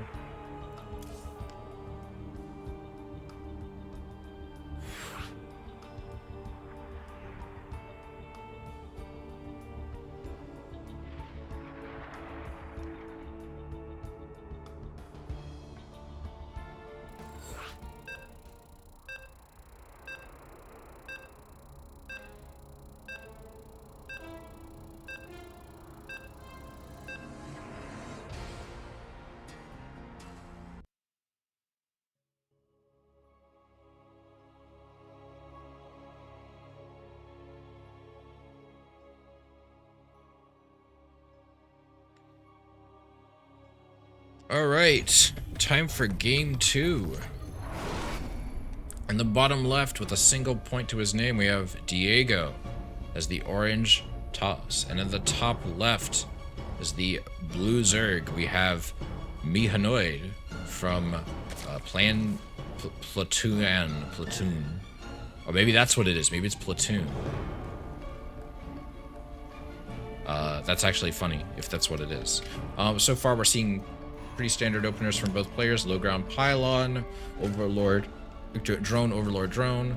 2 more drones coming from the Zerg. Toss continuing to work her up. Pylon to warp in a second. I'm going to see gateway first. Zerg going for his hatchery. Yo, thank you for the raid, Lamso. I don't know why my alerts aren't making noise. I appreciate it. We are currently commentating a ZVP match in the winners semifinals of Batlicup. Hope everyone is doing good today. We see an assimilator out of this Protoss here, as well as the probe scout going across the map. Going to see the pool freshly placed, as well as the extractor on the way from the Zerg. And we also see the Nexus going down, and then we're gonna see a mine and then a cyber core. I don't know what it is. All these, you folks in the audience tell me, but all of these maps, some of them look kind of like you're supposed to place these further back than you actually are. Some of the bases. Cyber core on the way for the toss. Zerg scouting going out, checking for proxies. It looks like. I'm interested to see if we're going to see another, like, very aggressive move out of the toss here. Also, I'm going to do the shout out real quick while the game's still going slow. Oh, there we go. Welcome And we see some more Chrono workers. Very good. Toss continuing to macro up. Zerg getting his queens, getting his lings, getting another overlord. Continuing to drone up. Ling speed on the way. Drones have been pulled off gas. 4 lings are out. Chronoing out an adept here. Nexus is gonna finish up in a little bit. What else? Keeping the Overlord over here, not going out for a scout just yet. Adept shading across the map, and is gonna head into the natural. 6 more lings on the way from the Zerg. So far, worker count is a little behind for our Zerg player, partially thanks to the focus on droning, or linging up here instead of droning up. The Adept is just gonna run off, not shade in. Twilight Council on the way from the toss. We also see a 3rd gas and a Robo facility. Last game we saw a Stargate opener, so this time we're seeing Robo. And I think we're also going to see a lot of early aggression out of the toss, maybe heavy push with like Stalkers or Adepts with the Warp Prism. Maybe we're going to see something with Immortals. I'm not sure. We did see Hanoid try to go in with Roaches and Hydras last game, but he only ever really made Ling Bane. So I'm interested on this going. We are going to see a bit of a Ling flood here, and I'm actually interested because Diego's just been macroing up all game. He barely has any production. He might actually lose all of this here. He's going to have to pull drones and start walling this off real fast. He is reacting quite quickly. Oh, they're getting in. They're in. The boys are in. The Lings are in. They're going to take out this pylon and kill what little production Mr. Diego has. And he's going to go in and he's going to get so many drones here with the surround. Or he's just going to go straight for the pylons, it looks like. He's just going in. I still think he is going to get a lot of these here. He's going to get a lot of damage done. The toss does not have enough production and can't really make anything at this stage. This is potentially GG here. This is definitely GG. 23 workers dead. What an amazing Ling flood. Holy shit. Immortal getting chronoed out, but what's the point? The probes did their best to survive, but sadly, they are not able to hold. I am glad we're going to see a full set here. That was pretty hype. That's very good. He recognized his opponent wasn't getting a lot of production. He capitalized on that really well. Very good, very good.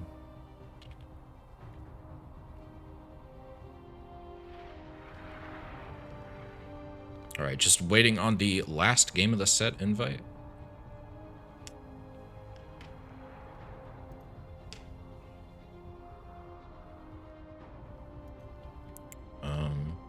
We have some Toho, apparently. I don't even know what the fuck this game is. It says Arena. I don't see any it just says some Korean stuff here. I don't know what that means. If someone wants to translate in the chat, you're more than welcome to. I know what Toho is, but I don't know what this game mode is. I tried clicking the URL earlier and it just went to an inactive web page, so. Alright, we got game 3 coming up here. Just waiting on the start from both players. What is Hanoid's MMR? I'm actually curious. We don't know Diego's because I don't think he... Oh, 3.8. I actually think I looked that up earlier, but it's whatever. Alright. This is exciting. I thought he was going to get that gateway down and it would just be over, but no, he just didn't quite get it in time. He didn't react quite fast enough.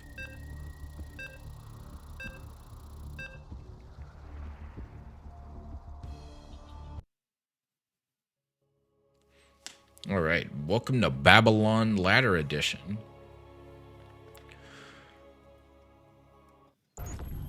All right, in this best of 3 final game with a point for each player. In the top left, we've got Mr. Diego, our very aggressive Protoss that loves getting 4 gas as the orange toss. And in the bottom right, we have Hanoid from Platoon. That I assume, I mean, that's what I'm just saying this is called, because it looks like it's Platoon, as our blue Zerg. We see the pylon at the low ground for the toss, and the Zerg seems to be opening up standard as well. Overlord is finished, 2 more drones. gateway gonna go down for our toss.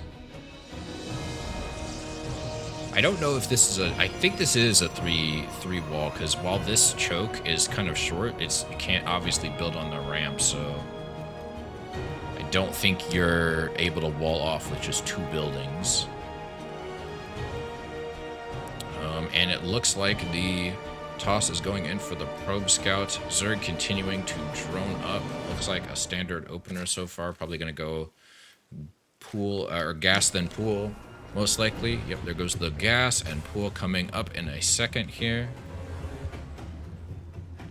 And toss looked like he tried to go for a bit of a block there, but wasn't quite able to get it. Gas is ready. More drones going to be rallied to the gas in the second. Toss has an assimilator already and is not chronoing anything out just yet.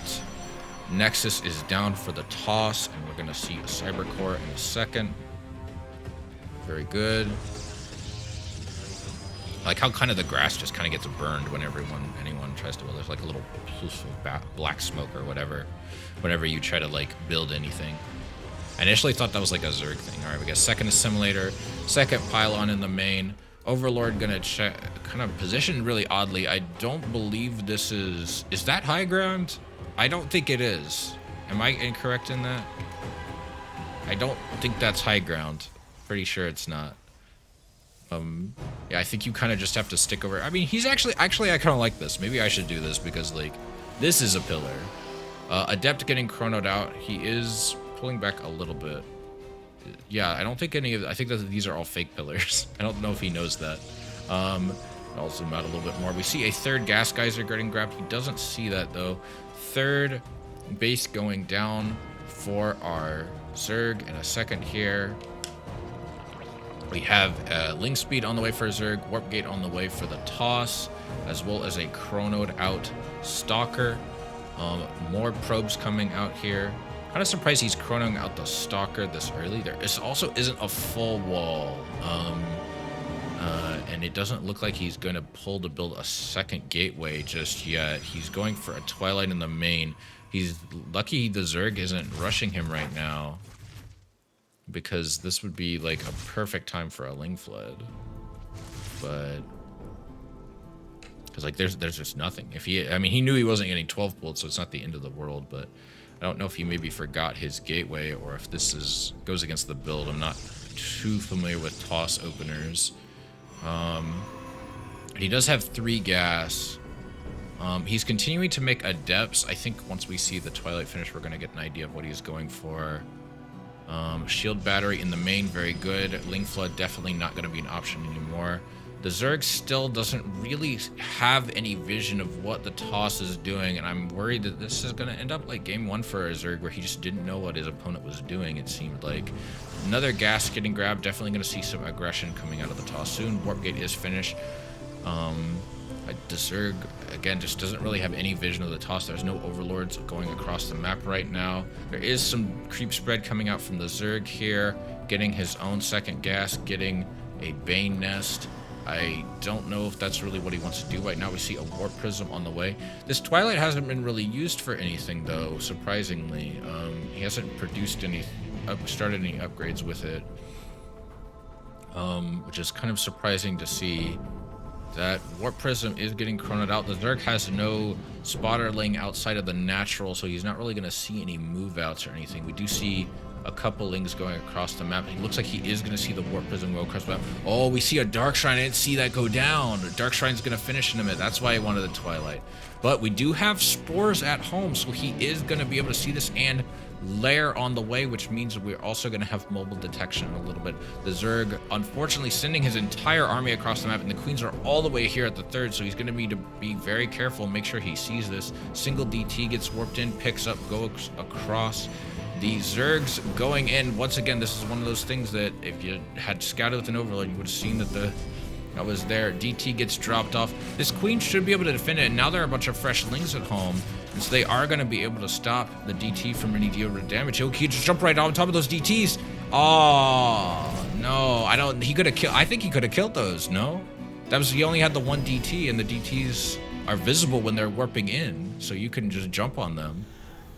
All All right, DT's getting dropped off down here. Fourth DT gets warped in. Queen's being pulled into the natural. Ooh, morphing some Archons. I kind of like that, but at the same time, there is a lot of army here for the Zerg, even though Archons tend to be pretty good versus... Oh, he's just going in for another... What? I don't know. Whatever. Queens are not going to be able to deal with this on their own, I don't think. Zerg army gonna have to go back home. Actually, the Queens might do okay. There's a lot of them, and as long as he transfuses or not, does save the DT, or excuse me, the Archon. Roach Warren hasn't gotten any upgrades yet. Would love to see that. Archon getting dropped again. Again with the Ling Flood. Like, this is a really hard thing to breach. There's 3 sentries up here, a shield battery, quite a few zealots. There's no... Oh, well, there are some Banelings, but... I don't know if this is... 12 Banelings is a lot of Banes. He might be okay. More DTs getting warped in at home, though, are going to definitely be a distraction and preventing him from keeping a commit. Please don't go in before the Banes are done. It'll hurt my soul. There is no Bane speed either, but I don't really think you need Bane speed for this.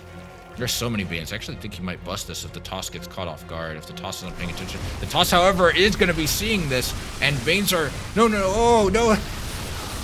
Oh, what a shame. Imagine if the Banes had gone in first. He could probably try Bane busting actually one of the buildings. He almost gets the Cyber Core there. Almost gets the... He does get the Cyber Core. He is going to get in there. Not really be able to do a ton of damage. The shield battery overcharge is going off and is going to keep everything alive. Loss of the Cyber Core does kind of stink, but there is so many Archons out here, and he's just continuing to print Ling. And now I don't think he's actually going to be able to defend himself. There's just too many Archons. He is getting a surround, but, I mean, they're Archons. Lings aren't enough. You need some Roaches, my friend. And now I think he kind of threw away any defense he had, unfortunately. Like, once again, it seems that Mr. Hanoid's Achilles' heel seems to be that he just doesn't send Overlords into his opponent's main. Like, where even all of the Overlords, they're just kind of spread around the map. They're not really doing anything. Roach speed, like, is only now being started a couple minutes ago. I think he started that after the push failed. But yeah, all of this is dead. Yeah, this is over. He's just going to keep warping and stuff with the Warpism. Yeah, Guardian Shield. Not that he even needs it. And there's the GG. Yeah. This is why you got to scout, folks. Got to see what your opponent's up to. Oh, well. Alright, the next match is going to be from Seraphit versus Diego. And it's going to be a PvP. So, I actually kind of like watching and casting PvP matches. It's not the matchup I'm the most knowledgeable on, but I like seeing, I like bowling, what can I say? I like seeing the big disruptor shots. We are just waiting on that next invite right now. Actually, I'll leave the bracket up. Just leave the bracket up while I wait for the invite. Man, some of these custom games people are playing. Why is the bracket not up? There we go. I don't know what that was doing.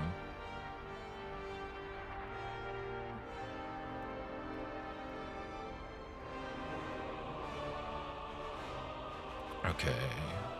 Just waiting on the next player.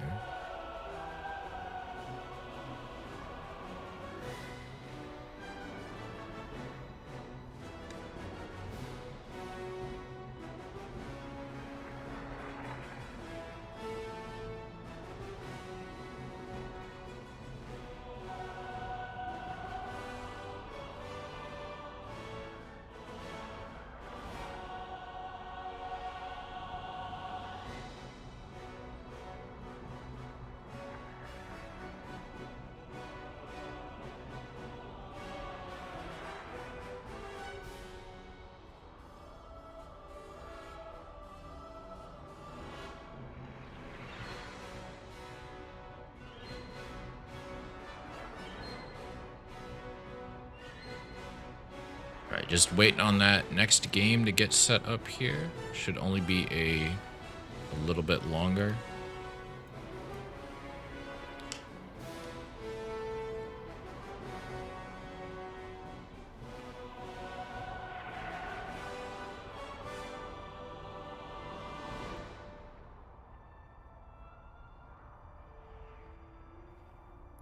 Okay, Seraphit has been invited.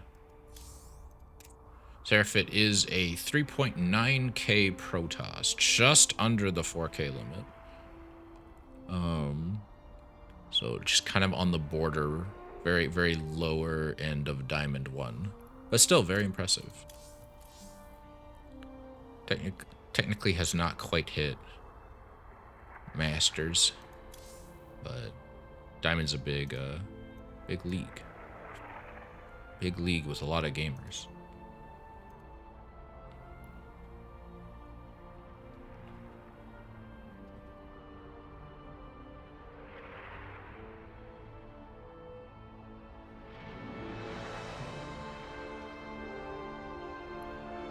Is it best of 5? I don't remember. Let me double check.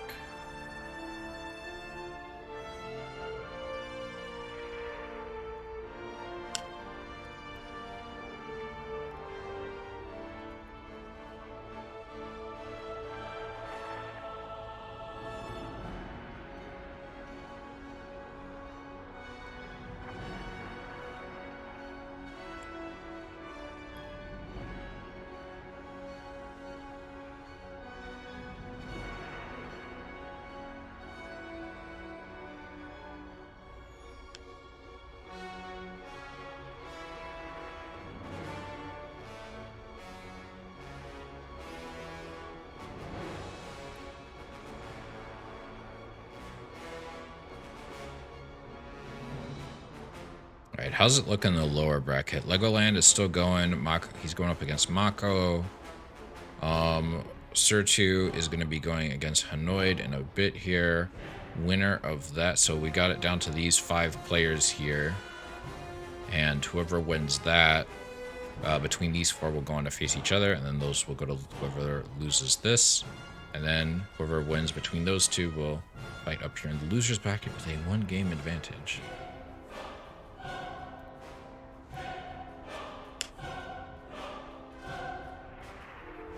It looks like Seraphit left the party. I don't know if he got up to do something, but we will see in a minute.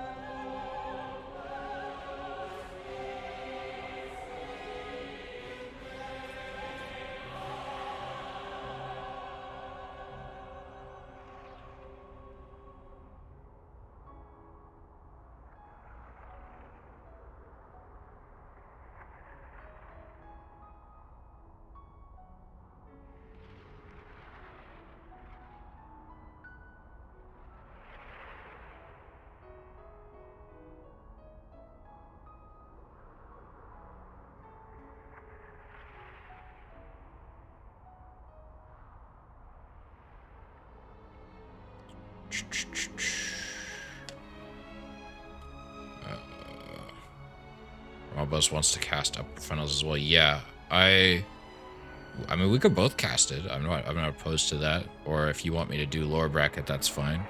Or I should just message him. I don't know why I'm saying it. I don't even have the DM on screen.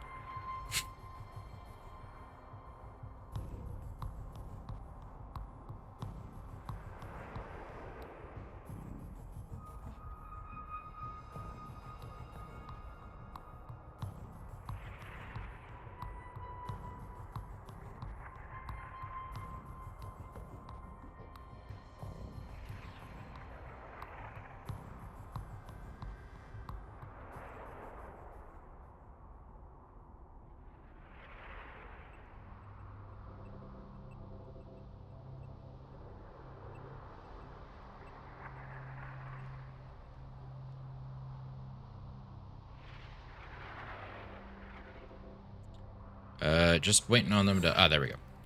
First game.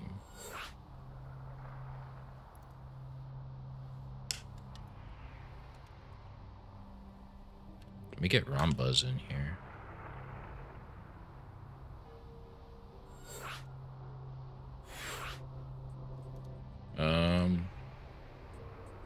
Yeah, we're waiting for the Polish caster. Should only be a minute.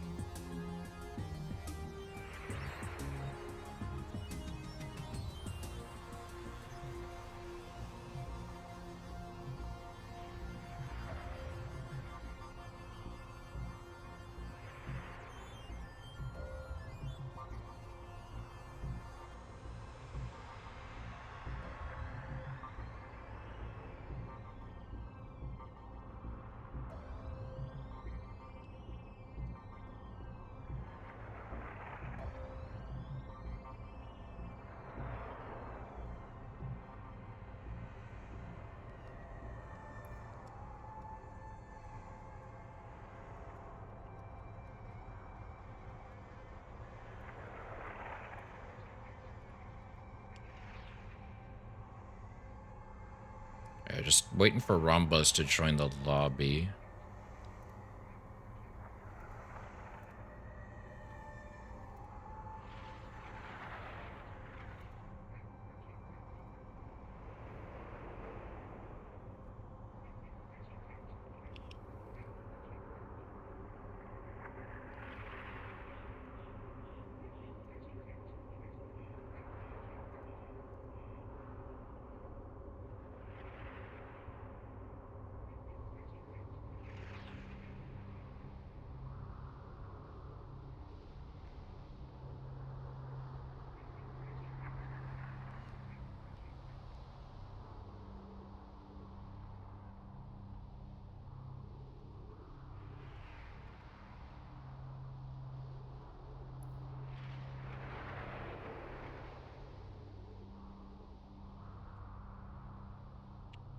Alrighty, just waiting on Mr. Rambuzz. I think he's in a match, so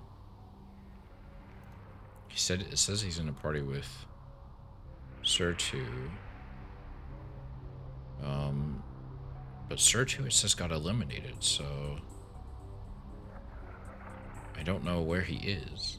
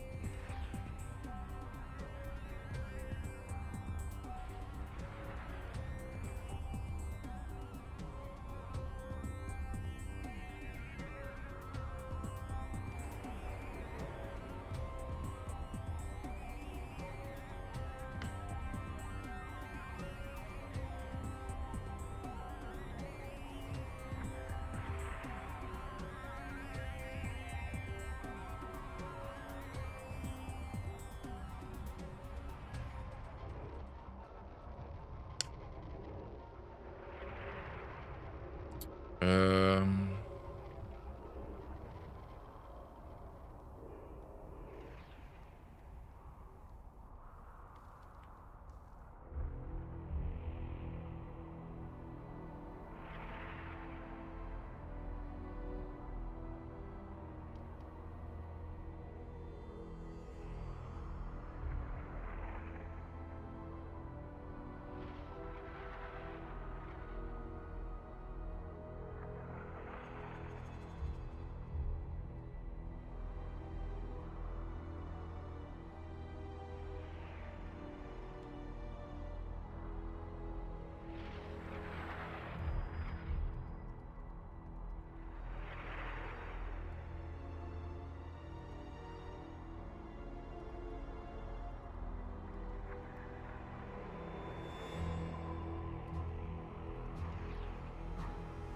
I don't know why he's still in a custom.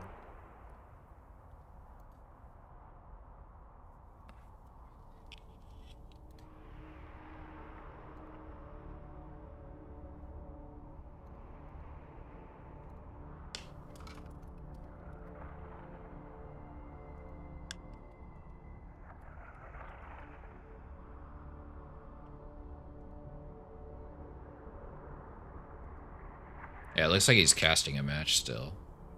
Mako and Legoland Man for some reason.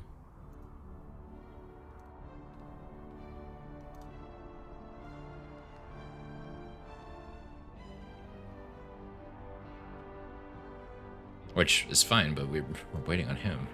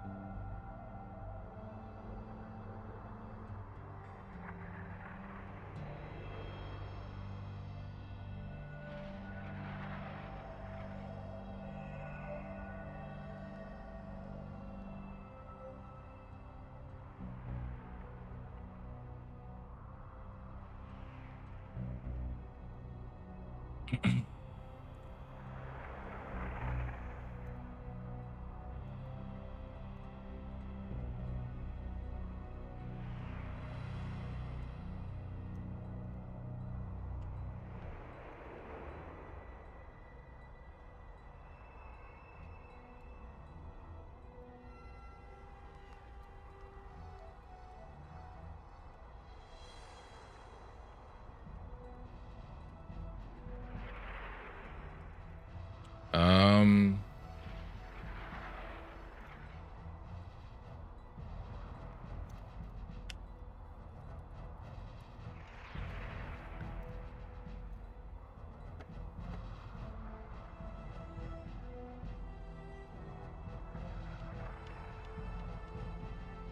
Sorry for the wait, everybody.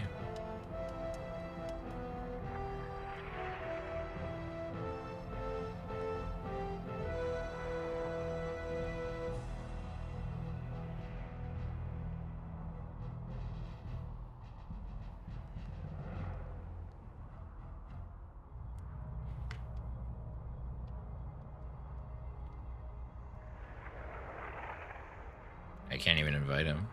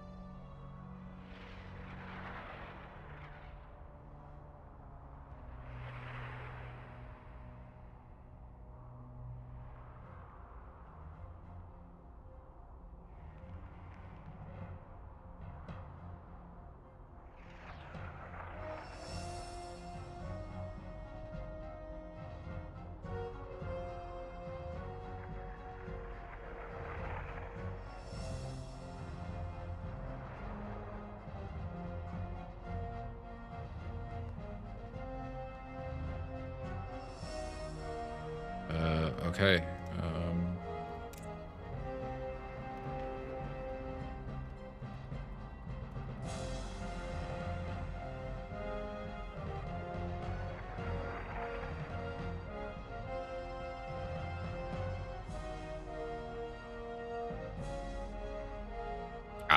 Okay.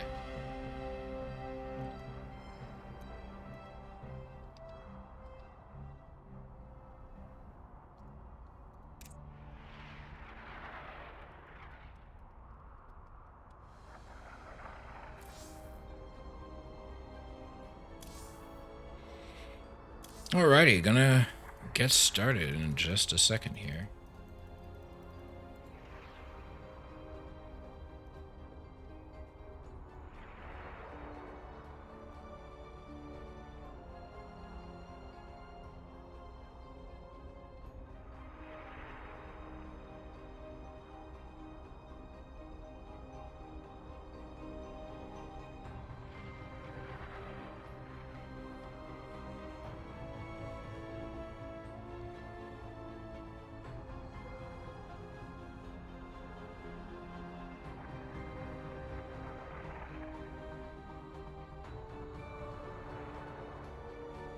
Alright, Surfit is ready to go.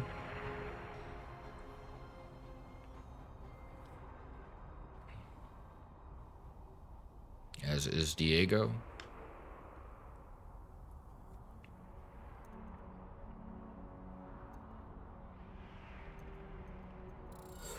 Alrighty.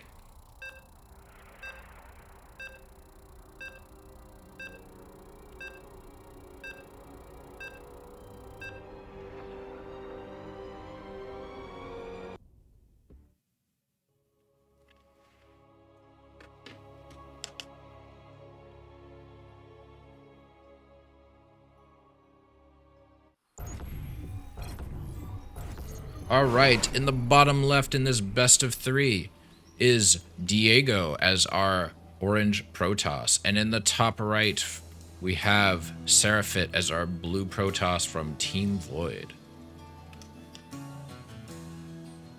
On the beautiful map of Ancient Cistern, Ladder Edition. Pylon at the high ground for both players. Standard opener so far.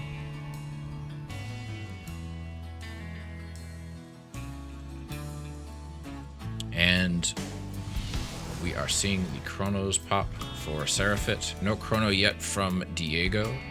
Gateway going down from Diego as well. Both players seem to be doing basically the same build. Probe Scouts going across the map. Chrono pops for Diego, putting down a single gas, both players. Second gas for Blue as well. Probes pass each other on the way for their scouting runs. No second gas. Okay, there we go. Second gas from Seraphit, and it looks like he's going down for a second gateway here. But second gateway on the way as well for Blue. Oh, Blue has this nice little ladder trophy. Nice. Good for him. We also have cyber cores on the way for both players. Timings are very similar, not too much variation here. Pylon in the back from both players.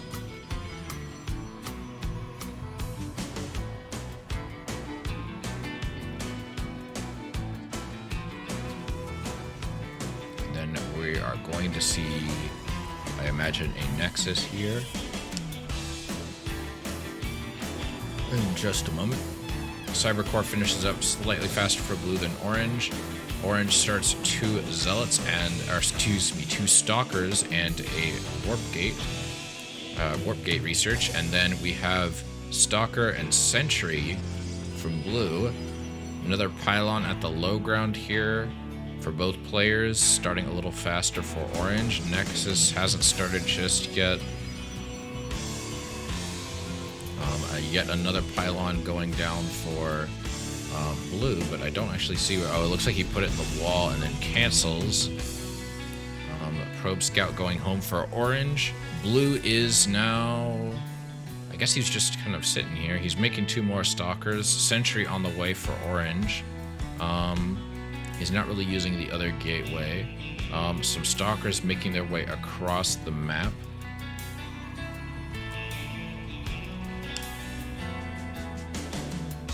Excuse me. More probes mining here. Templar Archive in the back here from blue.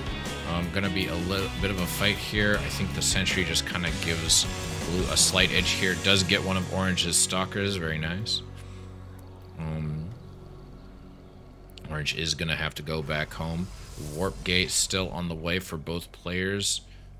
Another stalker being produced. Shield battery at home here is gonna should finish up around the time that blue shows up. I don't know if it's gonna be enough here. Warp gate about to wrap up. Unfortunate, as there are currently 2 stalkers slowing him down. Hallucination pops off. I'm not sure if that was the right move here. Shield battery is helping this stay alive. Shield battery overcharge going out. Chronoing here. The chrono I don't think was quite as helpful now that warp gate is done. But I guess the warp gate finished a few seconds later. I think he just may have panicked a little bit. No units getting warped in just yet. Robotics facility on the way in the back as well as charge. Blink, meanwhile, is on the way for blue. It looks like orange is going to hold here, though. Losses are fairly even. Slight lead on orange in terms of units lost. Economies are fairly comparable with a slight lead for orange, but not really that significant. Robotics facility on the way for blue as well. Both players continuing to macro up. There is a proxy gateway going down over here for blue. Blink should be done in a little bit, but not before charge finishes for orange. 4 more gateways going down for orange. Very good. Going to give him lots of production. No sign of a third base yet from either player. Production, meanwhile, is comparably lacking for our dear blue here. More gas getting grabbed in the natural as well. Charge is going to finish up in a little bit here. Blink is still on the way. Third base goes down for blue. And orange is working on a warp gate and has more gateways still in production. 2 more warp gates are going to transform here. And warping in a couple zealots. And I'm sure we're going to see even more soon.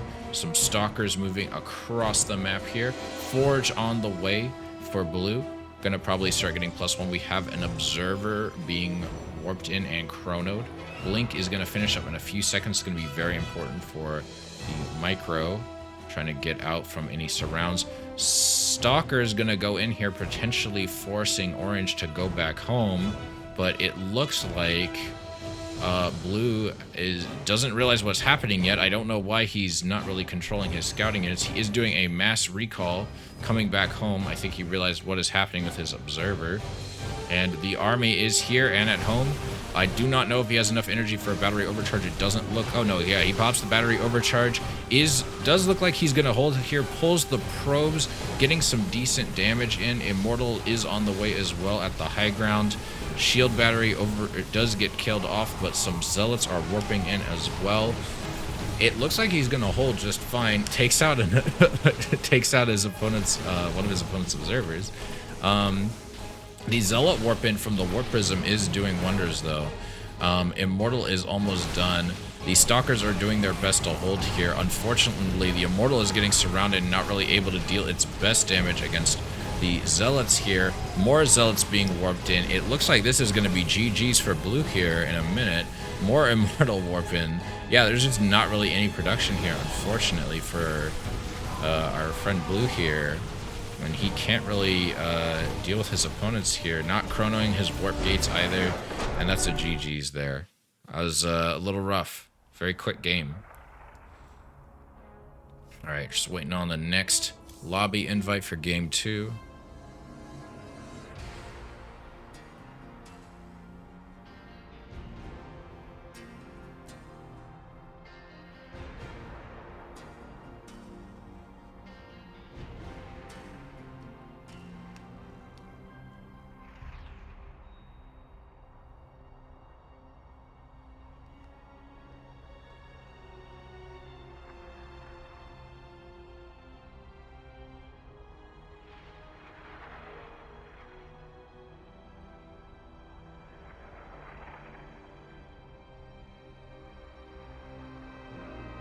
I haven't played Lottery Defense in forever. Lottery Defense is alright.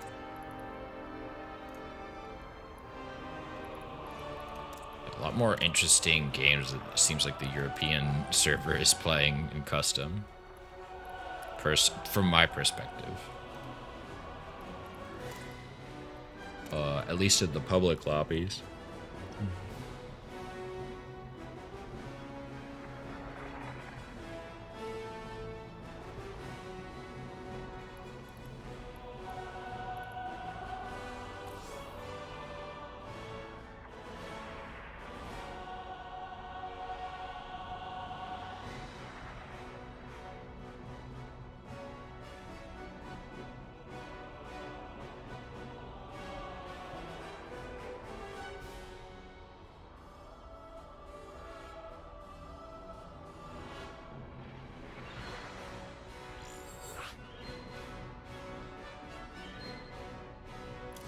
It looks like we're going to Babylon next.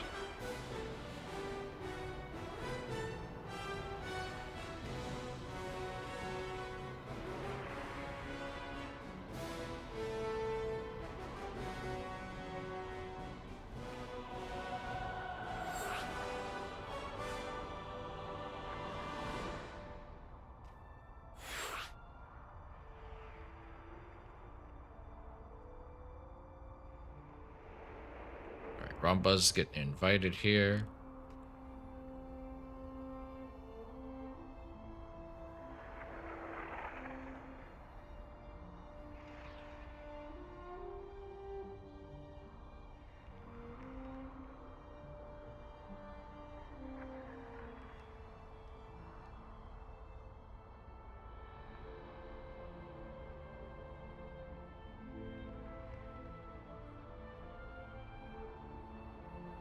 I think we're waiting on Kret. Kret seems to not have accepted the invite just yet. Alright, there's Kret.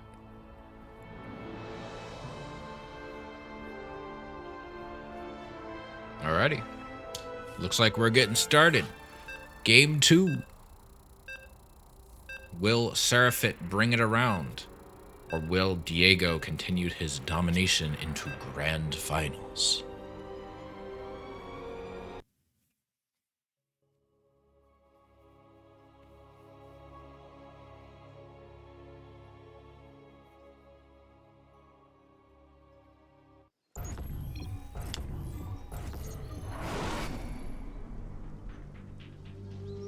All right, in the bottom right here on Babylon, we have Diego.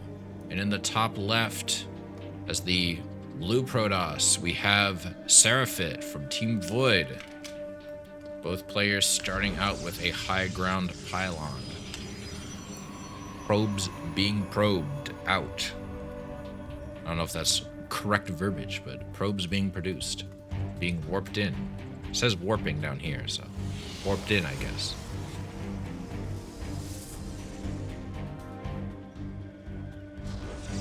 Nexus is being warped in next to the high ground pylons. Probes going out for the scouting routine. You can see the turkey-looking creatures over there. And then the probes bump into each other, passing through the brush here in the middle of the map. Double gas getting grabbed in the main for Seraphic. Second gas now getting grabbed from Diego. Probes going in to check things out. Second gateway on the way for blue. Gases getting grabbed. He's got 3 gas mining total right now.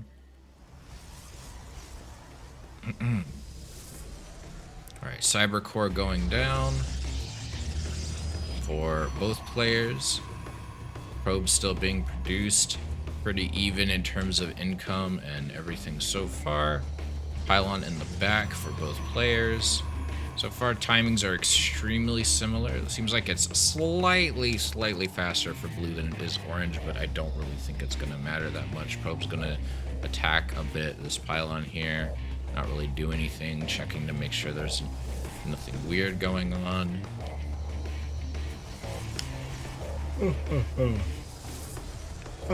Double Stalker being produced by both players. Warp Gate's been started by Orange and has now been started by Blue as well. More probe production in progress. Scouting still being done. Probe being done at the low ground by Orange, as well as by Blue. Bit of a troll pylon placed by Seraphit here, kind of stop workers from going out. Stalker's gonna come out, trying to kill that. Cancels the pylon. Same thing occurs over on Diego's side, or Seraphit's side, excuse me. Twilight Council on the way for both players as well. Is gonna finish up a little bit sooner for Blue than it is Orange. Orange also has another gateway in production. Nexus on the way for Blue. Both players should get Warp Gate around the same time, though it does appear it will finish a little bit faster for Orange. I think he might be... I don't know if he chronoed that or he just started it sooner. More Stalkers on the way for both players. Twilight Council... Blink is being researched now that Twilight Council is done for Orange, and he is chronoing it out. We have a Proxy Pylon and Gateway over here, and we have a Proxy Pylon over here for Blue, and he is probably going to put down a gateway in a minute once he has the money. Diego floating a little bit here, but I'm sure it's for a reason. She's going to warp some more stuff in. Gateway down for Blue. Warp Gate is going to finish for Blue in a little bit here. Neither players really have any static D, no shield batteries, no forges, obviously. We do see a Dark Shrine here from Blue, which is going to be interesting, seeing as Orange has no robotics facility and no forge, so that means no detection is going to be present. Shield battery going down next to this Nexus here. Blue is definitely macroing up, getting a robotics facility himself. I don't know if that's going to just be for detection. We see some more Stalkers, excuse me, warping in. The Zealot is definitely, or excuse me, the Dark Shrine is definitely going to come in handy. You can warp in some DTs and clean these up. The damage will probably still get done, but shield battery is going to help a little bit. Only one sentry, so I don't think he can get enough force fields off to really completely wall him out, and Blink is going to let him get past it anyway. The DT's definitely going to help here, though. Dark Shrine warps in 4 DTs, going to send those into the main. I feel like Orange is kind of all in here with this big-ass army. He really needs to hope he can kill his opponent, but as his opponent, he currently has no counter. Okay, just immediately eliminates the army at the front door. He could maybe, you know, he doesn't have enough energy for a mass recall. He can't really get at home in time to deal with the DT, to use the DTs, but there's also no mass recall for Orange, and he's just gonna shred all of everything. Like, this is over. Like, at this point, it's just like, I guess, hoping that, you know, I don't know, that like Orange can like get stuff out in time, but like, what can he do? If anything, I think he should go for the Nexus. But right now, he's just trying to deny production. Maybe that's the right way to go. There are DTs at home, and they are gonna kill the Stalkers very, very slowly. But meanwhile, the DTs are across the map. We do see a Nexus getting warped in here, and that is gonna be very helpful. Dark Shrine is gonna get taken out in a minute here after this dies, I'm sure. Is blinking a lot. I think he's just trying to avoid damage as much as possible. Delay it. We do see an observer getting warped in. All of these are headed across the map here and are probably going to start mining as soon as this Nexus is done. Yeah, right now, the map, the locations of the buildings of Orange should be revealed for Blue now. He just needs to make sure that he doesn't get caught with the observer. Yep, those are revealed now. Oh no, he sent them to mine! What are you doing? Oh no. These two are gonna warp in though. Might be able to get a couple of warp-ins just before things in. He needs to get more. Okay, he's getting more DTs warped in. He needs to get some pylons or something at his home base. He's gonna lose those warp gates again. Warp gate has already been researched though. He should try to probably split up these DTs. It looks like he is starting to do that. He's going to take out this pylon, it looks like, which will completely shut down any remaining production. There is... how many workers are even left? There is one worker left for Orange, and but he doesn't have enough money to build anything. He's building a pylon right now, and I mean, he needs it, obviously, but, like, he can't warp anything in. This is over.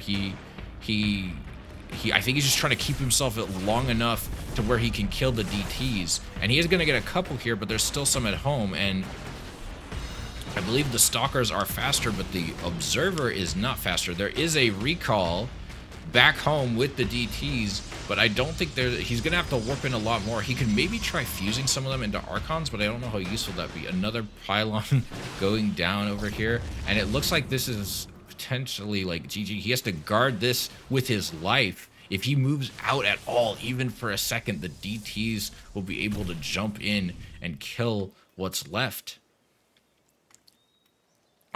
We could potentially be looking at a draw here, which would be my second time casting a draw, which would actually be entertaining in its own way. DT is going to get spotted here by the Observer. It looks like the Stalkers are gonna try and blink on it. They don't quite catch it. He might be able to do something. I don't know if he'll be able to do anything. Archon does get morphed over here. He could just keep... it looks like he's just going to warp in Zealots because he can't make any more DTs. I'm just going to go to the units tab because, like, I guess he can keep producing stuff. But, like, I think it's only a matter of time. Orange sending in a single solitary Zealot here, which isn't really going to get anything done. He is going to see that this is here, but even with all these Stalkers, I don't think he's going to be able to do anything. Like, he's going to be able to shield battery overcharge this. He's got an Archon. He's going to have a lot of stuff. There's the GG from Diego, and we are going to see Game 3.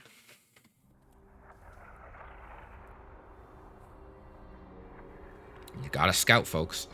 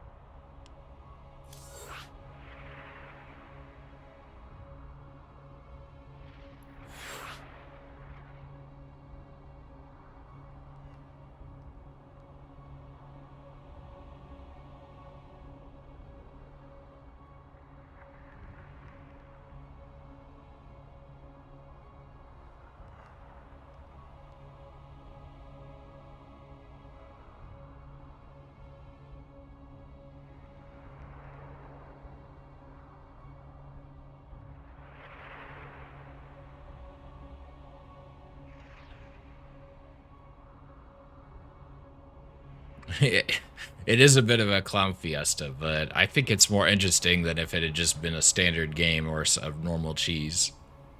Alright,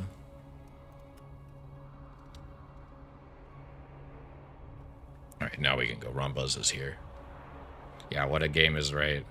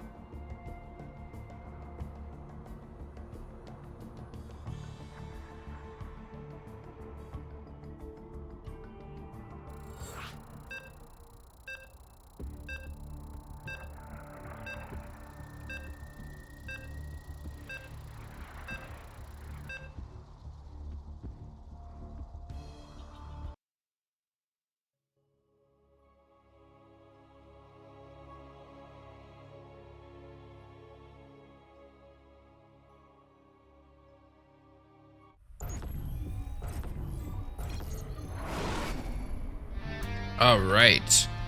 In the last game of this best of 3, in the bottom right, we have Diego as our orange Protoss. And in the top left, we have Seraphit from Team Void. Here we are on Dragon Scales Ladder Edition. I'm not sure why it's called Dragon Scales, I guess because of these weird rocks.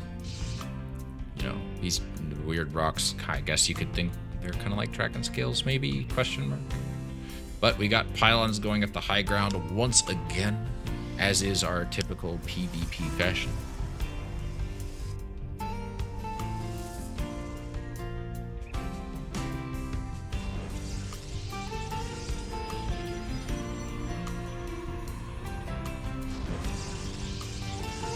Drones getting chronoed out.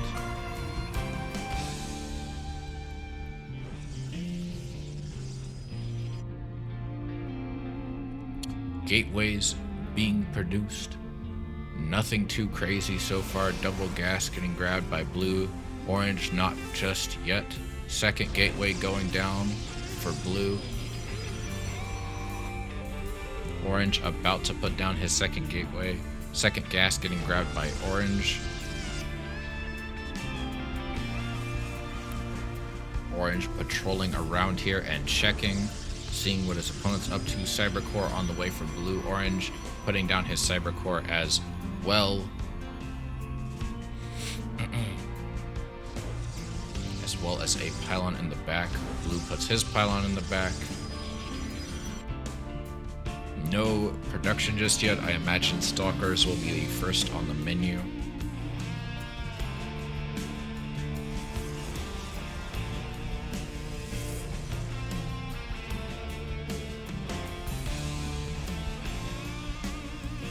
Alright, double Stalker on the gateways there, as well as Warp Gate for orange and blue.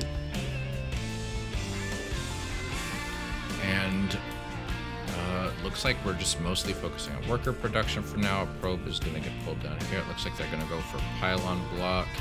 Orange going to go for a pylon block in blue's base. Blue, meanwhile, is going for proxy Stargate, which is kind of interesting. I'm interested to see if it'll be Oracle, I assume. Or you can use it for like scouting. Gets a probe, is going to force a cancel on this pylon here. And the probe is going to go down here and put down a pylon. Stalker's gonna stand here as guards. Nexus going down for orange. Warp Gate still on the way for both players. Stargate is gonna get finished up in a little bit here. I'm very interested to see what he's gonna make first. I assume Oracle. Yep, Oracle first. Chronoing out the Oracle. There will be Stalkers at home, even if they are in the natural. There is a sentry here. Pylon also getting warped in, as well as a shield battery.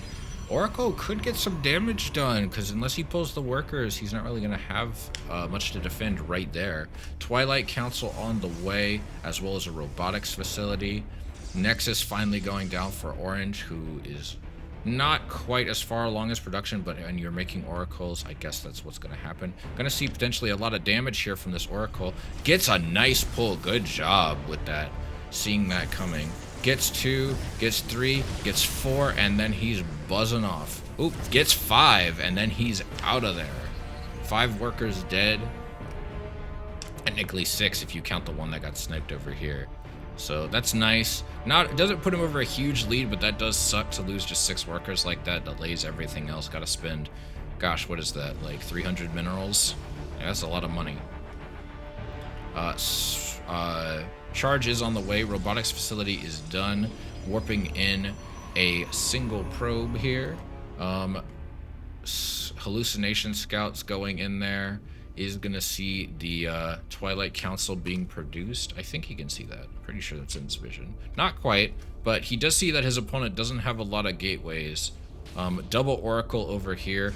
Not gonna be able to really do quite as much thanks to the shield battery. That he is gonna have to get out of there. He does, I think he got another Oracle there. Revelation cast. He is gonna see a bit here. More gateways going down, as well as a warp gate. We're going to start to see some aggressive action out of orange here.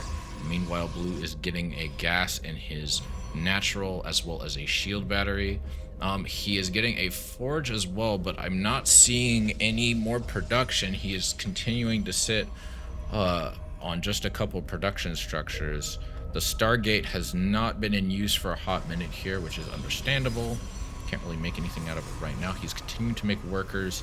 I don't think he realizes more production is on the way and that he's going to be dealing with some aggressive action here. He is going to go in and I think try to get a couple more workers. The shield battery is helping keep these alive. 4 workers do go down.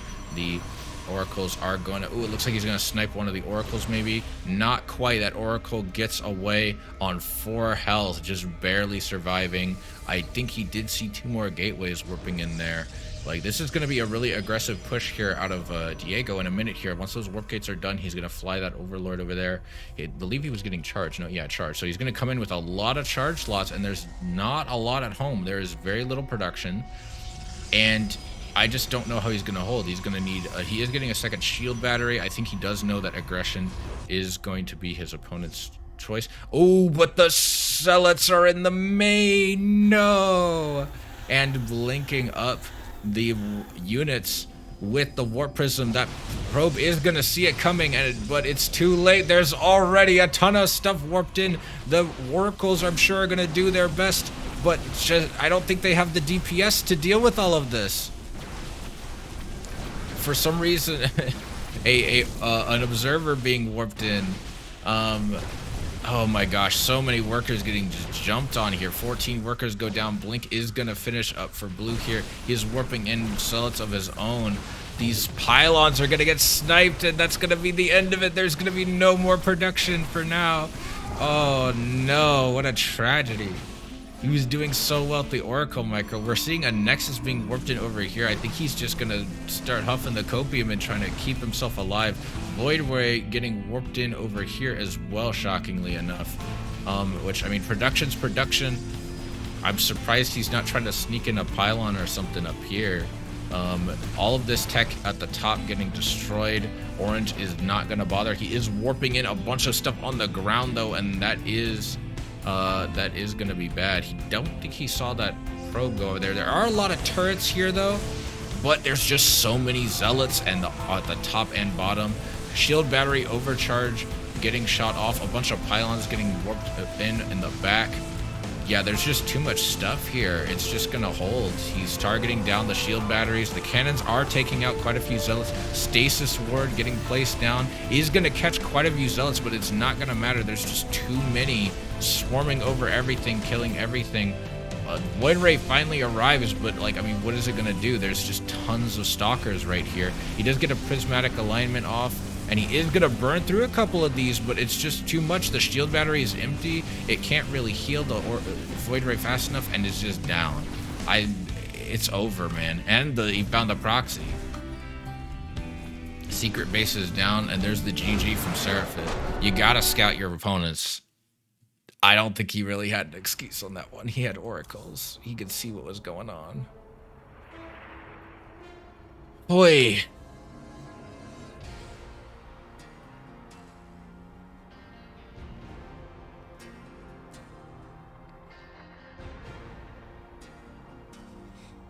All right, next match is gonna be I guess Tolo and Legoland aren't quite done with their match yet. I was kind of hoping we'd be on the losers finals by now, but I guess we're not quite there yet.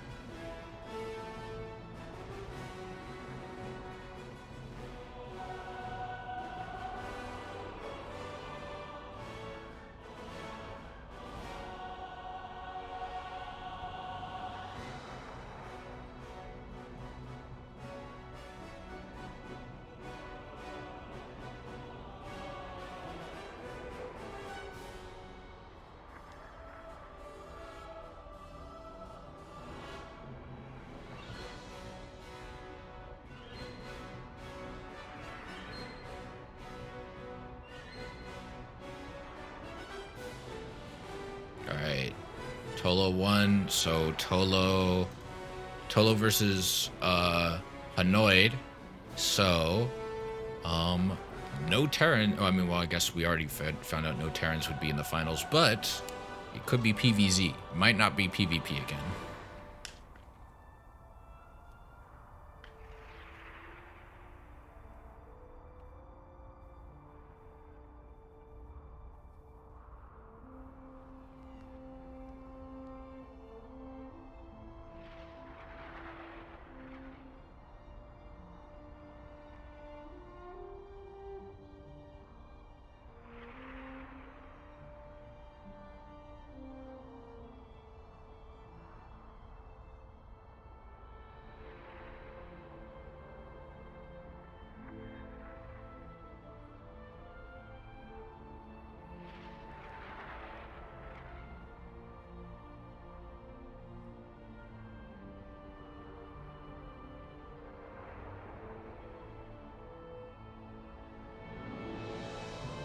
Just waiting to get added.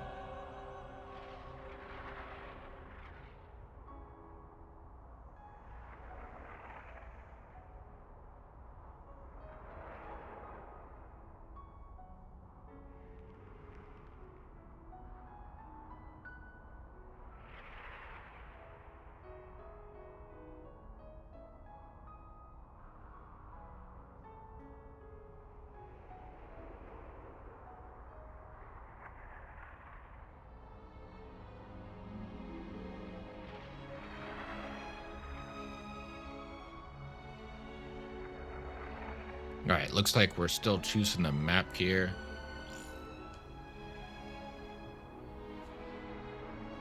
They accept.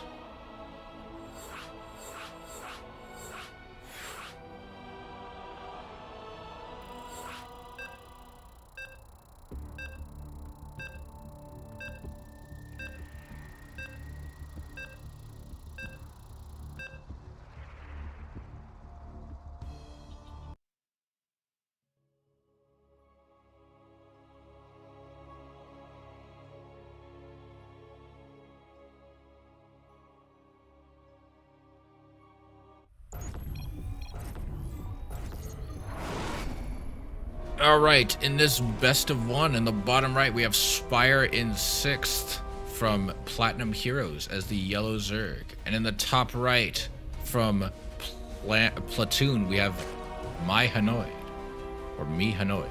Still don't know. We have what appears to be a pool first from our Yellow Zerg here. And meanwhile, red appears to be macro up not like normal. Not necessarily the end of the world. The 12 plus kill still could get screwed up here. All depends on how well it's executed. This isn't one of the biggest maps, so it could hit at a good time. But if red knows how to engage, he can delay the death of his hatch and not lose too many drones long enough to get some lings out and protect himself. Overlord is on the way, so these lings are going to be out in just a minute here. Yep, lings gonna get produced any second now. Yep, 3 lings on the way from yellow. He is going for the natural here. And we are going to see the pool and the gas are down for red. The lings will be on the other side of the map, since he is going to unfortunately have to pull drones in order to protect this. He should see this coming. If he's looking at his mini-map, he'll see that that it's on the way, but he doesn't seem to be reacting. He might just be waiting for it to hit and just kind of mentally preparing himself. No Overlord on the way, so I am concerned he will get supply capped in a second here. Alright, no drone pull just yet. Pool finishes. Lings on the way. He needs to get queens out as well. If he doesn't pull the... Oh, he's literally just gonna let this die. Ooh, we better hope those lings can get out, because I think if the health is low enough, he could just ignore the lings and just target the hatch. There's a lot of work, a lot of lings here. He might not be able to get the main, but the hatch is down, and that's very bad. That puts him so far behind his opponent. Very unfortunate. Broodling is going to get a bit of chip damage here, but there is still a decent army advantage for yellow here. Once that spine is done, he won't be able to engage the main. There's actually, I think this might be overkill. 2 spines, I think is more than he needs. Queen is injecting here, keeping the lings over there just to kind of delay any kind of expansion. I think is a smart move. Ling speed is on the way. Supply capped on red, unfortunately. He just did not make another Overlord. He only had the 2. Meanwhile, his opponent is starting to macro up and is getting an Evo chamber. He has a spine of his own moving to the low ground. Not the best position for a spine. Spines don't have that much range. Roachborn going down. I think he's in a very good position. He could potentially be in trouble. He's going to wall off complete. Oh, well, maybe not. Okay, now he's going to wall off completely. Going for a Bane bust, not really the best call when you're blind to what your opponent has. And he's definitely not going to get through this with the amount of lings he has. I hope he just turns around the second he sees. Okay, he's turning around. He's going back home. Very unfortunate because he has invested a lot into this. He's checking... Well, no, he already knew there was no third here. He's just going to keep morphing Banes. This is not normally what you really want to do. He is getting a hatch, though. He is continuing to produce lings. I think he's just really hoping he's going to be able to push in here, but I don't think that's possible. His opponent isn't making army, so which I think might be his only saving grace. But 2 spines soon. Oh no, this actually might be... Oh man, if he was to going in then would have been perfect. All right, now he's sealing up. He might actually be able to bust through right now. Oh, go in. He's going in. He sadly isn't really able to get through the queens. The transfuses are popping off. Eventually, he will run out of transfuses. The lings are going to try to go... Oh, wow, what the hell is that? The lings do get in here. They are... Sadly, that's all the lings he has, and he doesn't have enough to deal with the queens. He's just going to have to... He's jumping on the spine, but he doesn't have enough lings to kill 2 spines like that. And there's the GG. Wow. Oh, man. I mean, it was already... that's already a rough position, but I don't think he made that any easier for himself. Poor Hanoid. Anyway, next match is going to be a best of 3 between Seraphit and Tolo. So we are just waiting on the invite for that.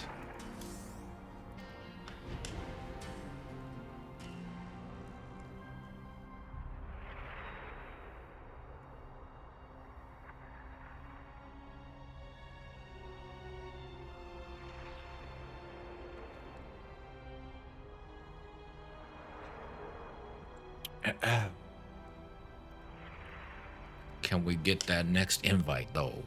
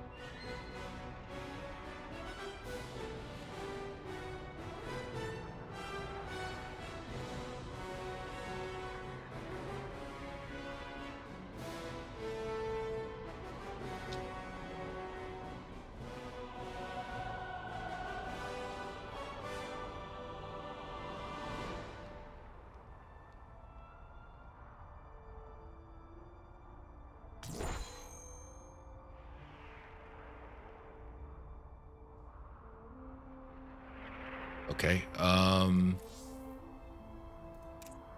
Just waiting on the invite. Sure if it's available.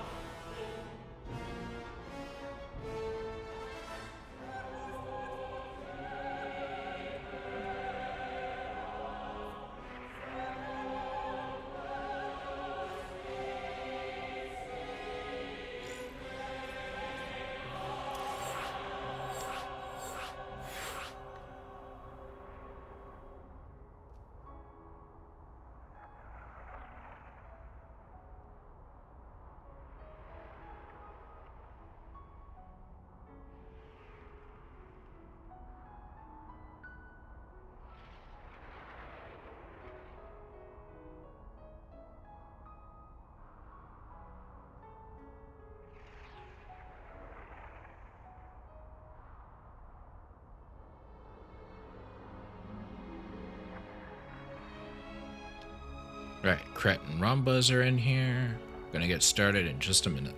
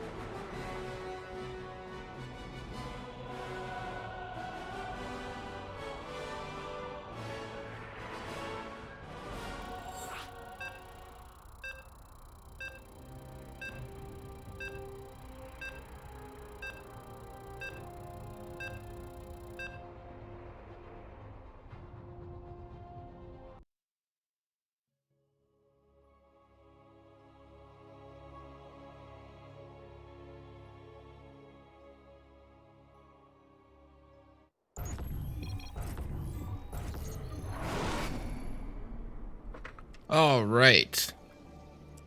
In this best of 3, in the top left, we have Seraphit as the red Protoss, and in the bottom right, we have Spire in the 6th as the yellow Zerg from Platinum Heroes.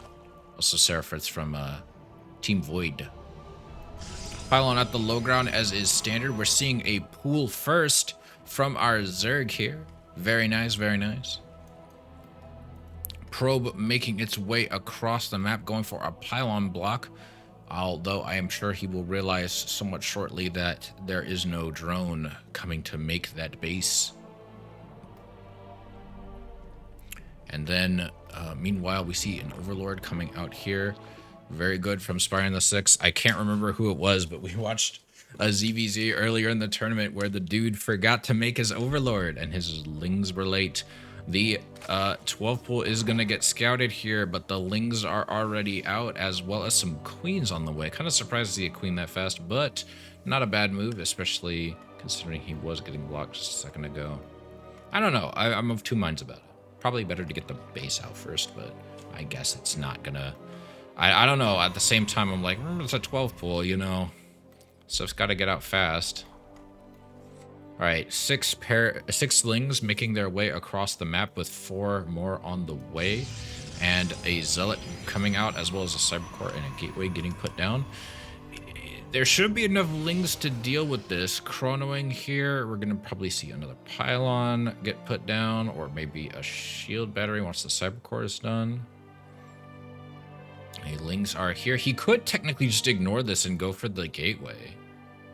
Yeah, he's going to go for the Gateway. Very smart move. I think it's a good idea. Avoid the Zealot. Don't even bother. At least for now. Ooh, very nice micro there. Right, he hasn't gone in with the Lings just yet. He is going to get a surround here. There is now 2 Zealots, though, and that makes things a little more dangerous. He can still take out this Gateway. And Ling Speed hasn't been started yet. That is going to make things a little bit harder. The second natural is done, though. He is going to go back home, it looks like, which is kind of surprising. I feel like he kind of had a chance there, but the lack of Ling Speed definitely hurts things. Ling Speed would have, I think, made a pretty big difference. That being said, the toss is continuing to macro up. He's getting a Twilight Council on the back of this. Probably going to go for something adept related. He knows his opponent's going to be behind economically. If we're looking at losses, technically the toss is behind in terms of losses. Losing a Gateway like that sucks, but I don't know. I'm feeling good about the toss's chances. Maybe my head's in the wrong place. I guess it's maybe more even than I think. The Zerg is droning up. The toss is... The Twilight Council, I'm not sure if that's maybe for DTs or if he's going to start researching upgrades with it. We have Warp Gate on the way. No Shield Battery, which is a little bit surprising, considering he already knows his opponent is going for an aggressive play. Gas is getting mined. I'm sure we're going to... Oh, we see a little move out here from the toss. I don't know why he did that. Maybe he just kind of wanted to get some scouting off, but he kind of sent a little too much. I think he didn't really need to do that. Because he just lost, like, he just lost two zealots for free.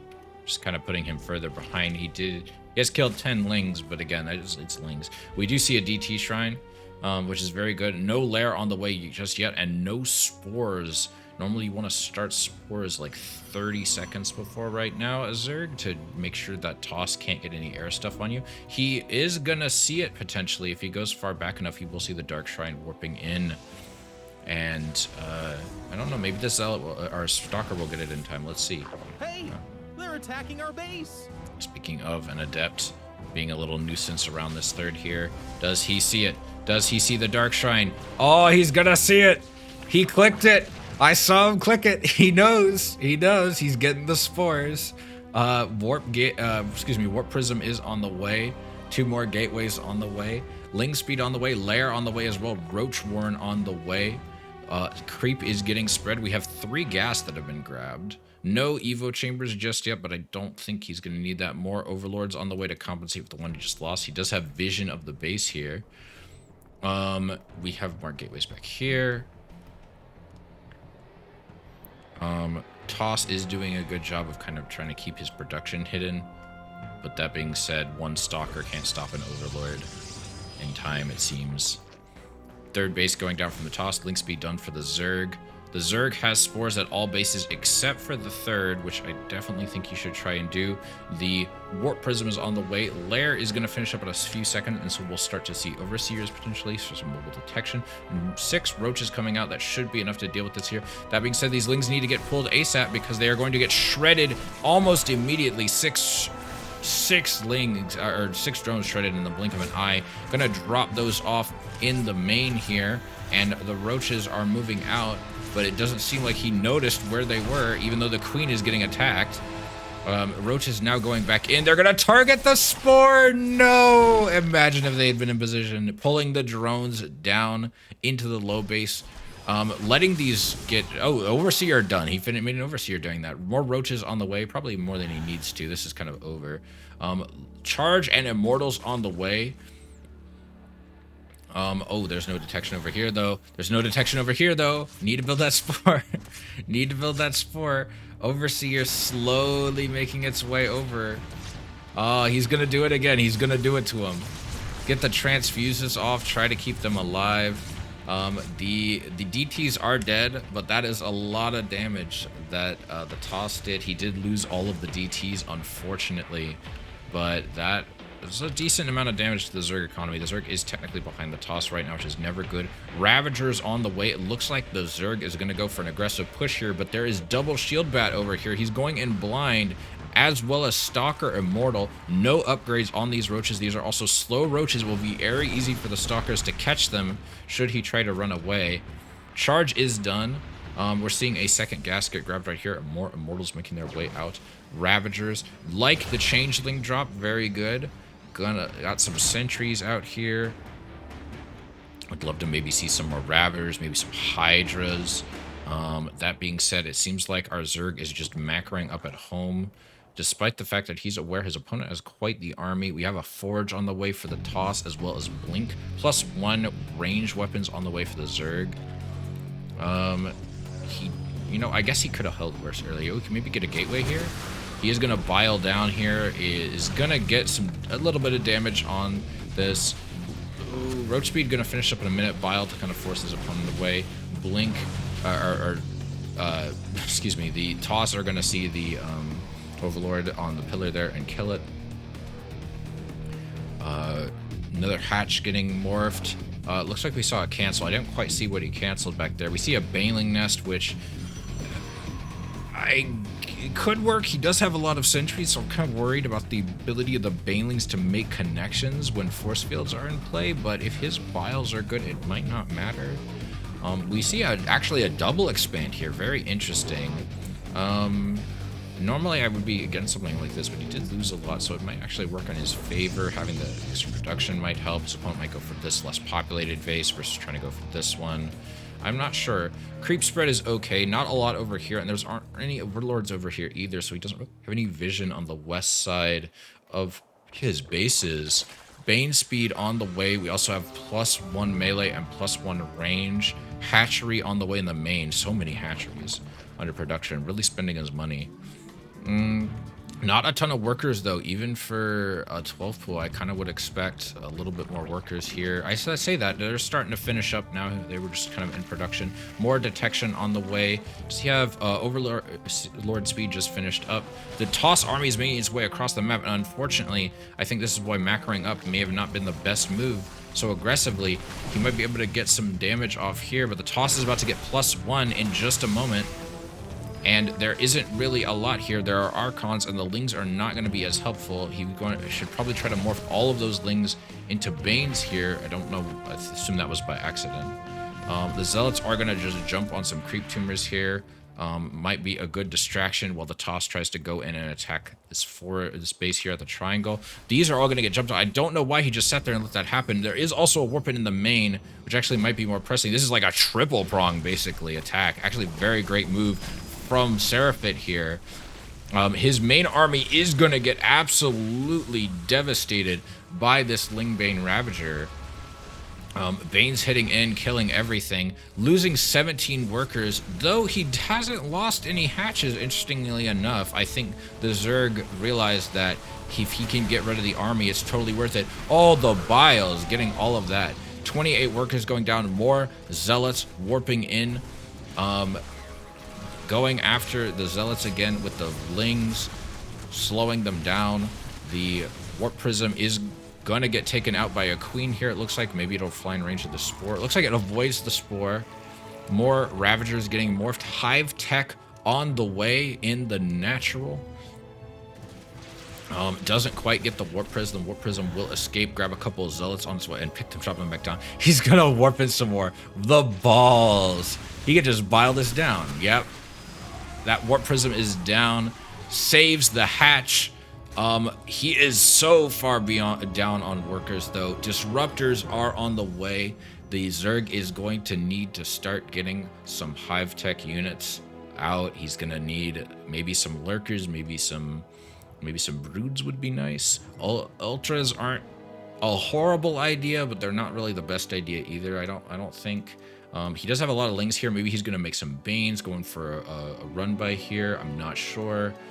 We are seeing an army of Changelings approaching this third base here. Fourth base going down from the Toss. Big, a nice wall here. He's got Photon Cannons. He's got Gateways. He's got Shield Batteries. He's got all the stuff you could want. Lots of Gateways going down for the Toss. He's getting extended Thermal Lance, so we're going to see some Colossi here. Meanwhile, the Zerg, unfortunately, still just sticking on Lingbane Roach for now. He does have a Hydra Den, but I don't think we've seen any Hydras get produced yet, and I don't think we've seen any Hydra upgrades, so I don't know. Okay, now he's just starting Hydra range, and he's going into Lurkers.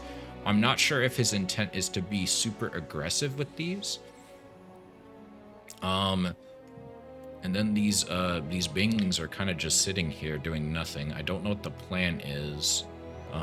Putting a pylon here is probably a good idea. Looks like we're going to see another expansion of the Toss. Toss is continuing macroing up. The Zerg, meanwhile, seems to be solely focused on army production. We're seeing range and melee upgrades as well as adrenal glands.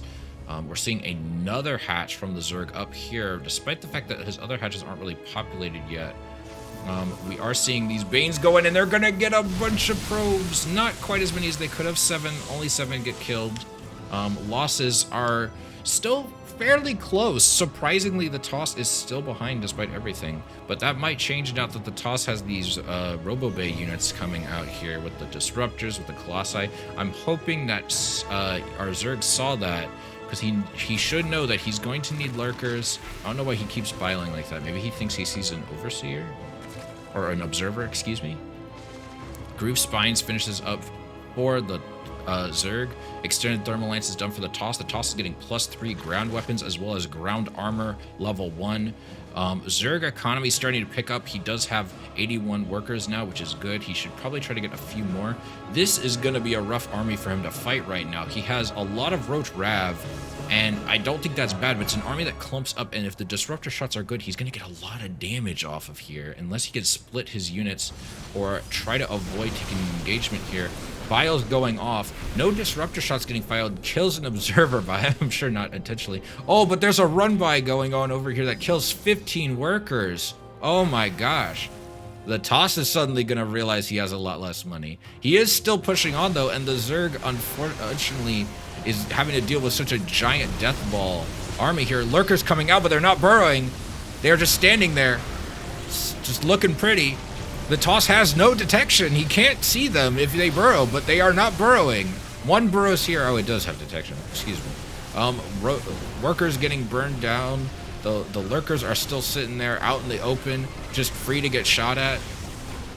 Their Lurko burrow speed being researched is a bit of an interesting choice considering they're mainly being used defensively right now.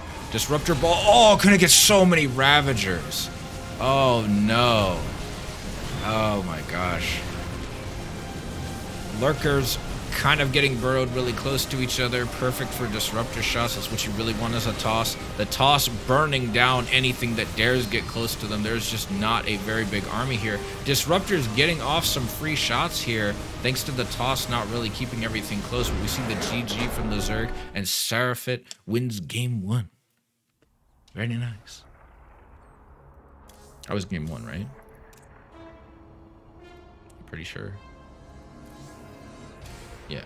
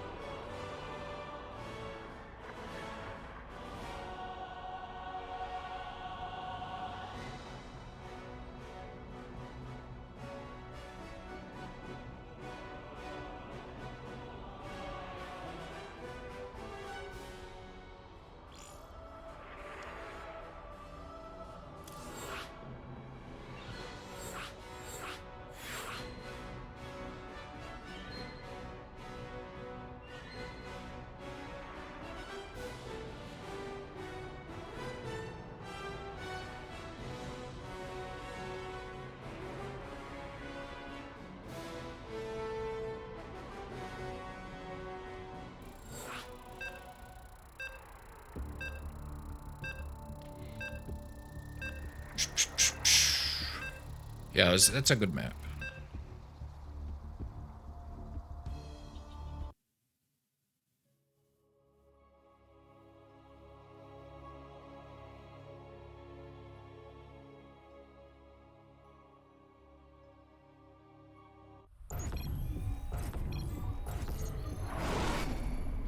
All right. In this best of 3, in the top right, we have Seraphet as the red Protoss. And in the bottom left, we have Spire in 6th as the yellow Zerg. Only one of these two will make it to the finals, to the grand finals. The Toss is going for a pylon at the low ground, as is typical. Zerg going for a 12 pool. Very interesting. And we're going to see if the Toss scouts it in time. He does see the lack of a natural, and he is going to go into the main here and see the 12 pool. The Overlord is already on its way, and Lings will be in production in just a moment. This is a bit of a smaller map, so I actually think this is probably a good decision out of Spire, as he will be able to get the Lings over faster before his opponent is done. The Queen first, I once again think is a very interesting decision, but it's not a terrible build, I don't think. Right, Hatch is down. Lings are going to be making their way across the map. Hopefully he's not going to fall for the trick of... Okay, it looks like the probe's just hanging back. Zealot getting chronoed out. Very good decision from our toss here. We're also seeing an interesting placement of the cybernetics core. I guess this is a smaller choke, so he can technically wall off. It is a smaller map, but I guess the choke does actually make it a bit harder to 12 pull and potentially can bait the toss into not holding position. But the Zealot should be able to guard the wall while still attacking there. And a second gateway is out as well. Ooh. Oh, he almost got the surround there. That would have been beautiful. More Adept is on the way, chronoing out. He kills the gateway. He is going to get a surround on one of the... Oh, both of these are getting surrounded, and those are going to just fall immediately, having to engage with the probes as well. Oh, this actually could be really bad. There are no more Lings on the way, though. What a shame. If he had kept going, he needs to target this pylon. I don't know why he's going for the... He's kind of splitting up. He is, at the very least, being an annoyance for his opponent. That Adept is going to finish and kill these Lings dead. But at the very least, he has cost his opponent a gateway and 2 Zealots and 2 probes. So all in all, I think a good trade. And he is starting to macro up. And you know how Zerg is. As long as they have drones and money and supply, they're going to be pumping out drones like crazy. He's going for a 3rd base now at the triangle. Queen in the natural going to be finished. Also a Queen being produced in the main, which is a little surprising. Meanwhile, the toss at home has a Nexus warping in. Stalker's on the way, rebuilding that second gateway. Cybercore is still researching Warp Gate. Overlord not on the pillar. Gonna be on the pillar in a second. Perfectly fine. It's gonna take a little bit of damage, but he'll live. Robotics facility in the back here for our toss. Zerg still isn't quite saturated in his main, surprisingly, but he is droning up more. Doesn't look like we're seeing Ling speed just yet either, which is also a little surprising, but maybe he's just gonna go straight into roaches or something. I haven't seen a roach warren yet. Surely he's noticed that Ling speed hasn't been researched yet, because I don't know. I guess we'll see. Maybe he's sure he's got a plan. Warp Gate about to finish up for the toss. Overlord Scout in the main is gonna get spotted. I think the Zerg might see that this is a robo opener. Oh, yeah, okay. Sees the robo opener. Should know that it's not DTs. I don't know if he saw that. Did he see that Twilight Council? He might have known that was a Twilight Council. I don't know if he saw it. Charge getting researched by our toss here. I don't know if he's going to go for an all-in or anything. I don't think so, because there's not really a ton of gateways yet. I say that he is doing double gateway now. He does have a robo facility, so he might make a warp prism and try to get it over there. Meanwhile, the Zerg is getting Evo and Roach. Lair is morphing. Continuing to drone up, has about 10 more workers than his opponent. Is getting Ling speed now, so I guess he did maybe forget. Or it could have been intentionally delayed, but I don't know. He has a decent amount of gas that he just can't really spend on anything. That being said, he is getting range, and I'm sure he's going to start making some roaches in a minute here. More Immortals in production. Charge is about 2/3 of the way done. Second or fourth gateway is finishing up here. Zerg actually could have probably kept pushing and done okay, but I don't think realized. I don't think he realizes quite what his opponent is doing. Maybe, or maybe he's just preferring to expand. Kind of just he's ahead, wants to get more ahead. You know, the classic. Zerg does have a decent amount of production, and he seems to be injecting just fine. Not a ton of queens available for defense, though, which is a little worrying. Transfuses would be very helpful, especially considering Immortals are going to be a factor. Warp Prism is now on the way, and I'm sure we're going to just see a charge Immortal on all-in here off of 2 base from our Protoss. I really hope the Zerg is paying attention. He's getting a Bane Nest which could come in handy here, especially because there are no sentries as of right now. That is going to get killed.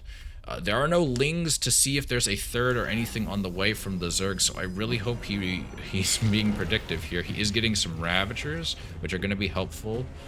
But there still isn't much of an army. Like, he technically has a bigger army, but he doesn't have any queens for transfuse. Immortals are absolutely going to burn through all of this. Plus the Zealots. +1 is not quite done yet. Oh, jeez. If he can target down the Immortals. He is kiting back here quite well. He is still losing stuff, unfortunately. The Bile's not making connection. More Zealots warping in. There are no queens to really help deal with the forces here on the ground. Maybe he can get some Biles off right there. Ooh, he is going to get the Biles and kill it. This push is done. He can just print Ling here and go across the map once he's done with the charge lots. A surprisingly good hold. He did lose a couple of drones here, but the Toss has no way to reinforce at this distance, and he could just go across the map and kill all of this. A recall fails to collect. Unfortunate. I don't know if the energy gets refunded from that. We are seeing some Zealots being warped in the main. If I was him, I would just print Ling and just move across the map right now. The Toss has absolutely no way that he can survive now. He is only on 3 base. He has no real way to reinforce consistently past this point. Like, he is getting more production, but he just has no money. He is catching some Immortals here. Zerg going across the map. Centrifugal hooks is done. Jumps on this probe. Don't know if he's going to be able to engage into this thanks to the shield battery. Might can get something here. I don't know. Roach speed is on the way. Bunch of Banelings morphing. I don't think the Toss sees that. The Toss is just outside the Toss's vision. More Immortals in production, which is probably the right thing to do. More gateways finishing up here, but the Toss doesn't have a lot of money. He is mining off of 2 base, but that is dwindling over time, and as he keeps building these buildings, he's going to start running into problems. He is going for the Pylon. Pylon goes down. Banelings detonating on the Zealots, and now the Toss is going to have to act very defensively here. He's going to have to sacrifice this base if he wants to hold the natural. The Zerg is continuing to produce Ling and Roach. Roach speed is going to finish up in a second, going to make kiting very easier and reinforcing with Roaches a little bit easier as well. Zerg very wisely deciding not to engage into the Immortals. Would love to see him maybe morph those into Ravagers though. But more Lings on the way, more Banes, +1 range on the way. Grabbing a 4th base. Zerg economy thriving with 69 workers. +2 should be done in a minute. Toss getting double forge as well as a robotics bay, but the economy difference is quite different. Quite different. Such huge economy diff. Toss has not rebuilt shield batteries anywhere. Zerg could totally go in and is going to try and go in. He might have to end up busting on this Archon here. He's gonna have to run away. I'd better to detonate on that. I don't think that's just going well. He's actually pushing in all right with these Roaches, but there is a lot of Immortals here, and the Archon isn't gonna make that any easier. Trying to target the Immortals, but the Toss is actually doing some great drop micro here, trying to keep the Immortals alive as much as possible. The Zerg needs to get some higher tech units here. 13 workers died. Was that a Bane bust? I think that was Banes. I think the Banes from earlier went in, morphing some more Archons. There is no Storm yet, though. I would love to see the Zerg get some Hydralisk. He needs to get Hive Tech. He is going to have to start dealing with some higher tech units eventually, now that the Robotics Bay is done. Though the Toss economy has been largely kept in check. Toss doing his best to chrono stuff out. A sizable Toss army making its way across the map, though the Zerg has quite an army of his own. But a much lower tech one. Again, with these weird biles, I don't know what that's about. Zerg getting a forward base here, macro hatch in the main, getting a Hydra Den as well as an infestation pit, but as well as getting +1 melee and +1 carapace, as well as he's getting a lot of stuff. Zerg economy doing quite good. Toss is going to be able to get in here and jump on the 3rd base of the Zerg. Zerg is potentially going to engage a little too early here. He needs to get all his army together. Meanwhile, going for a Ling run by in the Toss's main. The Toss is going to have to decide if he's willing to base trade. And meanwhile, all of these Lings munching through everything. Bile is going down, taking out the reinforcements of the Toss having to warp in Zealots at home just to stay alive. 14 workers going down. The hatchery lives. The Toss is just losing workers after workers after workers, having to warp in unit after unit. More Archons, losing all of his army. Look at this. You never want to see this kind of resources lost when you're playing Toss. This is disastrous for Seraphit. Changelings going in. Toss does spot them and take out the Changelings before they can get any real vision off. Warping in more Zealots here. Ravagers getting morphed. Zerg doing quite well thanks to his upgrade advantage, I feel. We are seeing some Hydra start to come out, as well as a Lurker Den and a Hive Tech on the way. Those are going to make a big difference, especially because the Toss hasn't made any detection so far. There's some turrets, but that's all we have. There's no mobile detection whatsoever for this Toss, and Lurkers are going to be brutal. This is going to be a great fight here. He can just target down the shield battery.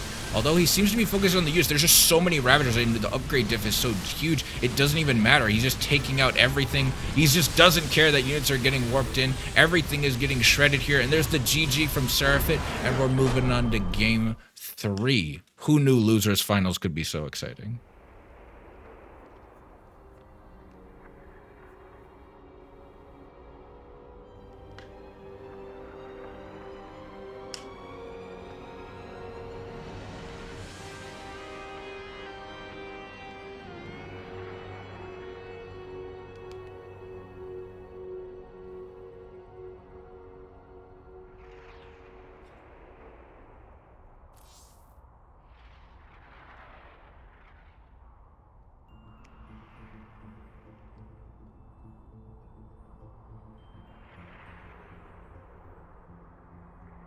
All right, we got one more game here, I believe, from those two, and then winner of that will move on to the winners, the finals, the grand finals.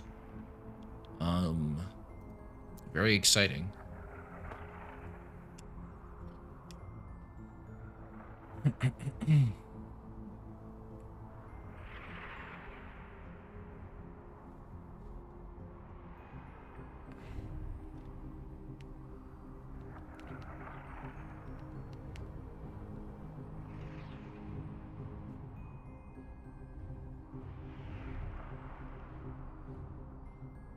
Just waiting on that last invite.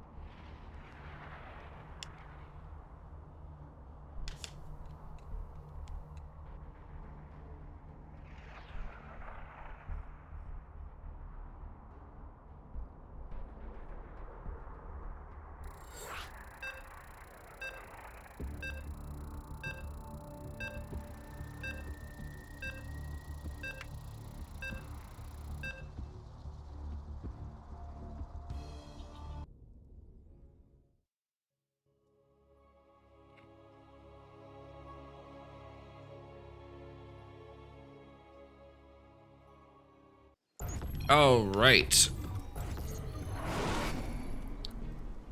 In the bottom right here, in this final game of the set, we have Seraphit from Team Void as the red Protoss. And in the top left, we have Spire in 6th as the yellow Zerg from Platinum Heroes.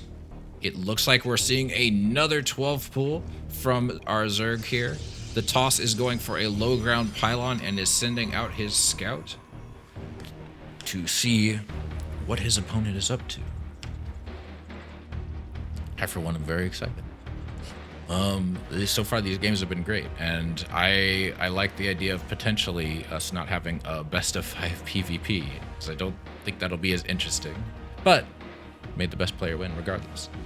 We are seeing a bit of a block. The Protoss is going to soon notice that the Zerg is not coming down for a hatch, and will most likely check for a 12 pool.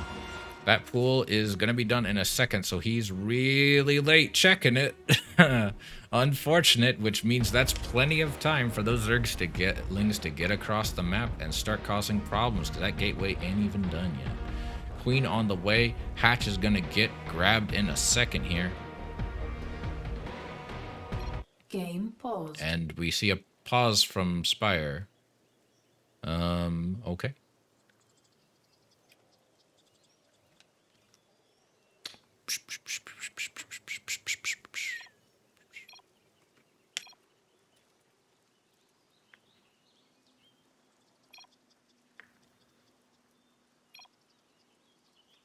Game resumed. All right. Sorry, that was anticlimactic. Lings are out. Probe is out. Lings making their way across the map. Zealot on the way and is not getting chronoed yet, surprisingly. I don't know if that's deliberate or not, but that's just giving the Lings more time to make their way across the map. There goes the chrono and the last bit of the production of the Zealot.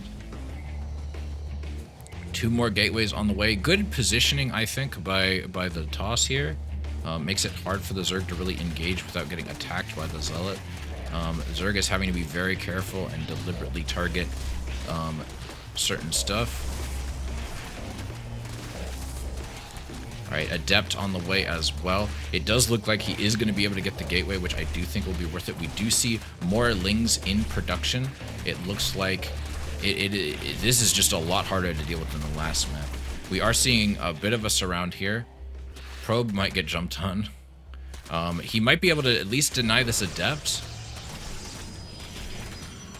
Ooh, that Adept I think is gonna finish. He's going in with the Lings instead.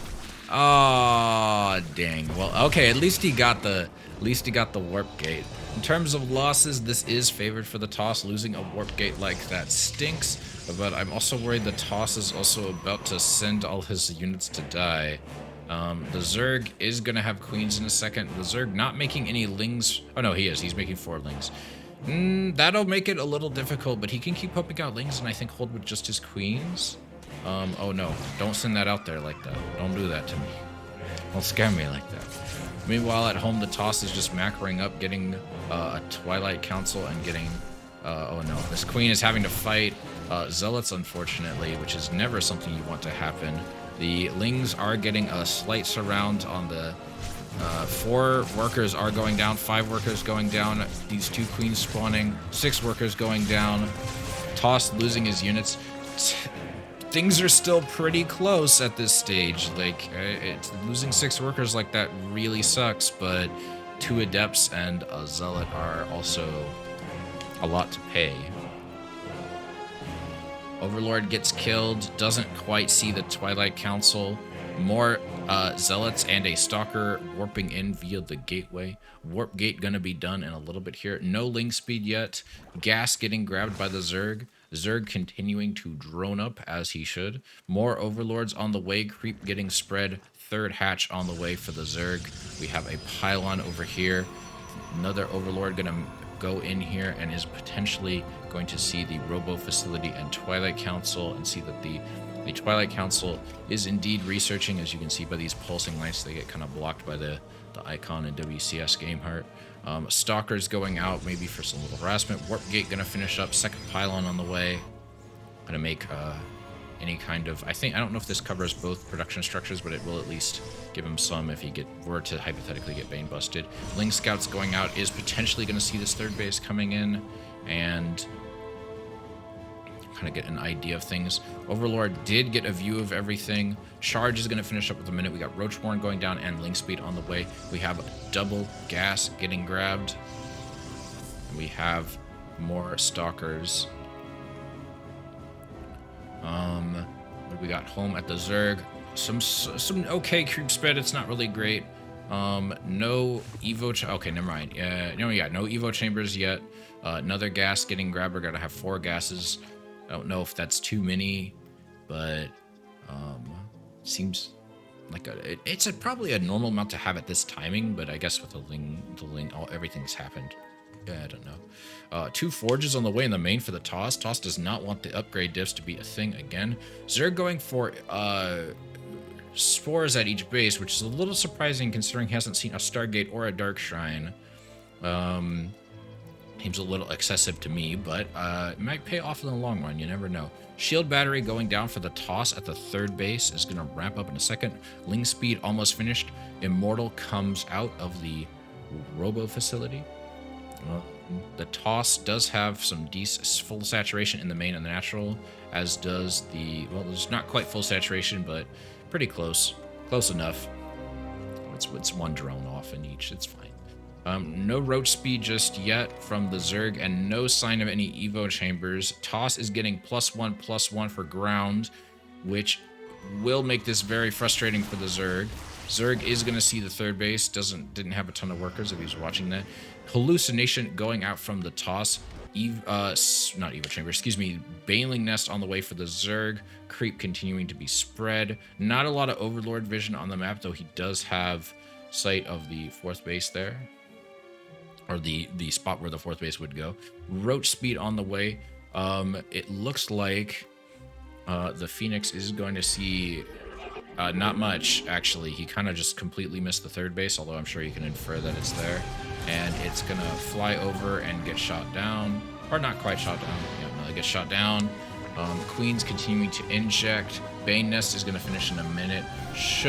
Toss should know that the Bane Nest is there, and it seems to be getting sentries as well as a Templar archive. That's going to have a lot more gateways. Toss is getting a 4th base, being a lot more macro focused this game. Makes sense. This is the last game of the set. Probably wants to be careful and make sure he has everything he needs. Doesn't want to just charge in unprepared. Bane speed is now getting started. It looks like the Zerg might potentially be going for a bit of an aggressive push here. I don't know if he can really take this, though, with the army that he has. He does have a lot of Baneling, so he might be able to get a lot of damage, and especially if he attacks opposite the shield battery here. The Toss is going to see this with the hallucination, and the Zerg, I don't think, noticed that fly over him, but also I don't think the Toss noticed the hallucination either. It looks like there's a bit of a push over here that didn't really go well, and it didn't really scare the Toss much. Bane's popping, getting some of the ground units here. There are so many roaches, though. Biles going out, striking the warping in units. The shield battery overcharge is going to make fighting into this very difficult, but he seems to be just targeting the units not in the range of the shield battery. Shield battery overcharge expires, but there's still a lot of energy on that. Trying to target the Immortal, but the shield batteries just heal too quickly, and there's too much energy. Biles miss completely. Roaches pull back. 7, 8, I don't even know what killed those. I didn't even see what killed those probes. I think that might have... I'm not sure quite what that was. Centrifugal hooks, aka Bane speed, is going to finish up a bit. 4th base is going to finish soon for the Zerg. Zerg has a slight worker lead, although the... Toss had a slight worker lead, and then the Zerg caught up almost immediately, made like 10 workers. Zerg is floating a lot of money. Infestation Pit is on the way. Storm is on the way, which is going to make things very interesting for the Zerg. He's not going to be able to rely on Lings nearly as much. He is going to need something to deal with these spellcasters. Immortals are also going to be very frustrating. The Toss also has a Robo Bay, which means we might start seeing Disruptors and Colossi soon. A lot of warp gates getting warped in here for the Toss. Orcons are getting merged. It's just going to be really rough for the Zerg. The Zerg is going to need to have... He's going to need some kind of heavy unit, some kind of high tech, something like that in order to be able to deal with all of this. He is getting +1, but meanwhile his opponent's almost done with +2/+2, as well as extended thermal lance and storm on the way. Colossi on the way, Lurker on the way, Proxy Hatch, as well as a 5th base. Zerg has a bunch of Lings that are kind of just sitting here. I assume he's saving those for later so he can maybe morph them into Banes and go for a Bane run by. This is a great wall. I actually really like this. More Toss need to build shit like that. It'd be so annoying. A lot of Roaches and a lot of Lings. I don't know if the Zerg really realizes what tech his opponent has. He hasn't scouted in a while. He should know that there's a Robobay and a Templar Archive. So he should be trying to get Hive Tech. He should be trying to get Vipers so he can yoink the Lurkers and yoink the Colossi and the Immortals and such into the range of the Lurkers. Maybe get some Blinding Clouds down, something like that. He's going to see his opponent has a huge Death Ball army right here, and the Zerg needs to find a way to get the toss, to avoid engaging into this until he can get Lurkers. Because I don't think if he takes a fight with this, it's going to go his way, especially with the huge upgrade difference. The Zerg just doesn't have the upgrades he needs to fight this. Like, look at those Archons. There's just like 3 Archons. There's a bunch of, like, so many Storms worth of High Templar right here. All of those are basically full energy. And now we're getting +3/+3 from the toss and disruptors, which is going to make things even harder. The Zerg still hasn't made a single Lurker, and I don't think he barely has any Hydralisks to morph into them, so he can't do it on demand. This base is going to go down almost immediately, and I'm very worried for the Zerg here that the toss is just going to move across and clean up everything else. I think he should try to go for a run by here or something, try to force the toss home. Storms are going to go off in a sec. Oh, well, maybe not. Zerg is breaking down these rocks. Not really the best time, I think. He is waiting on some Lurkers to morph, I guess? Question mark. Oh, Storm's going off and just popping all of the Banes before they can hit any targets. Lurkers are going to finish in a minute. The toss does see those, though, and they aren't going to be able to burrow before the toss sees them. The toss doesn't seem to have any detection and only has 1 disruptor, but the Lurkers, sadly, aren't really in range of a ton of this army here. Lurkers do burrow. 1 goes down to these charge lots coming in for reinforcements. The Lurkers just are getting stormed now. They're getting blasted by Zealot or Colossi. The toss is now moving on to clean up the 3rd base, and this is just becoming a harder and harder army for the Zerg to fight. For some reason, continuing to produce Lings against a Colossus Archon army doesn't seem like the best move. Lurkers getting torn up before they can burrow. Just standing in the storms. He has exhausted his opponent's storms, but there's just no army here. And there's the GG. We will be getting a PvP best of 5 in the finals. So look forward to that.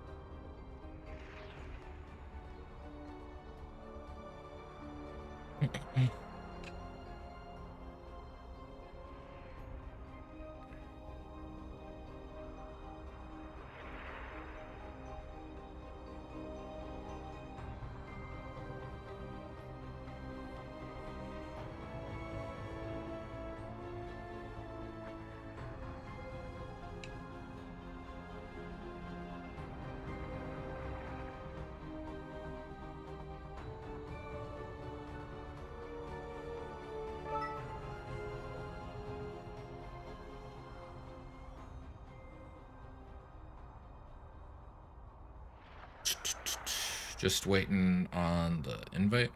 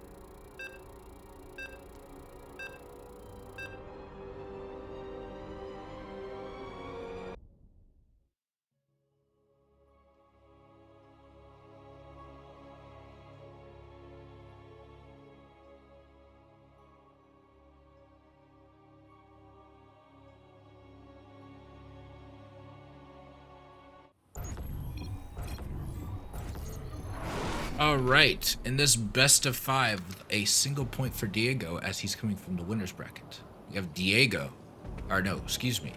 We have, I got this backwards. Seraphit's in the top right. Shit.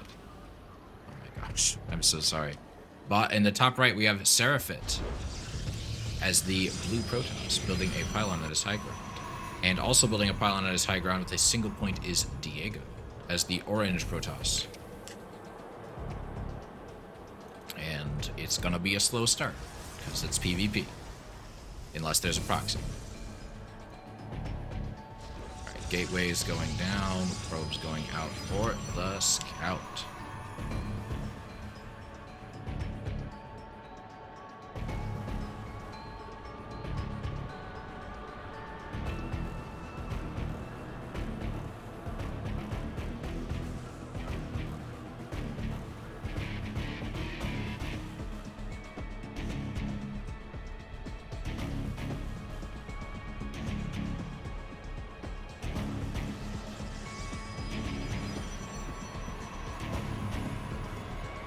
Both players are going to see each other's stuff in a sec here.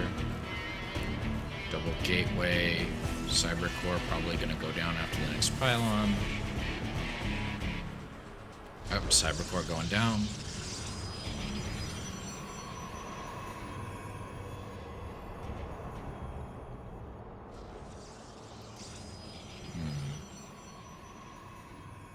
Pylon's going down in the back.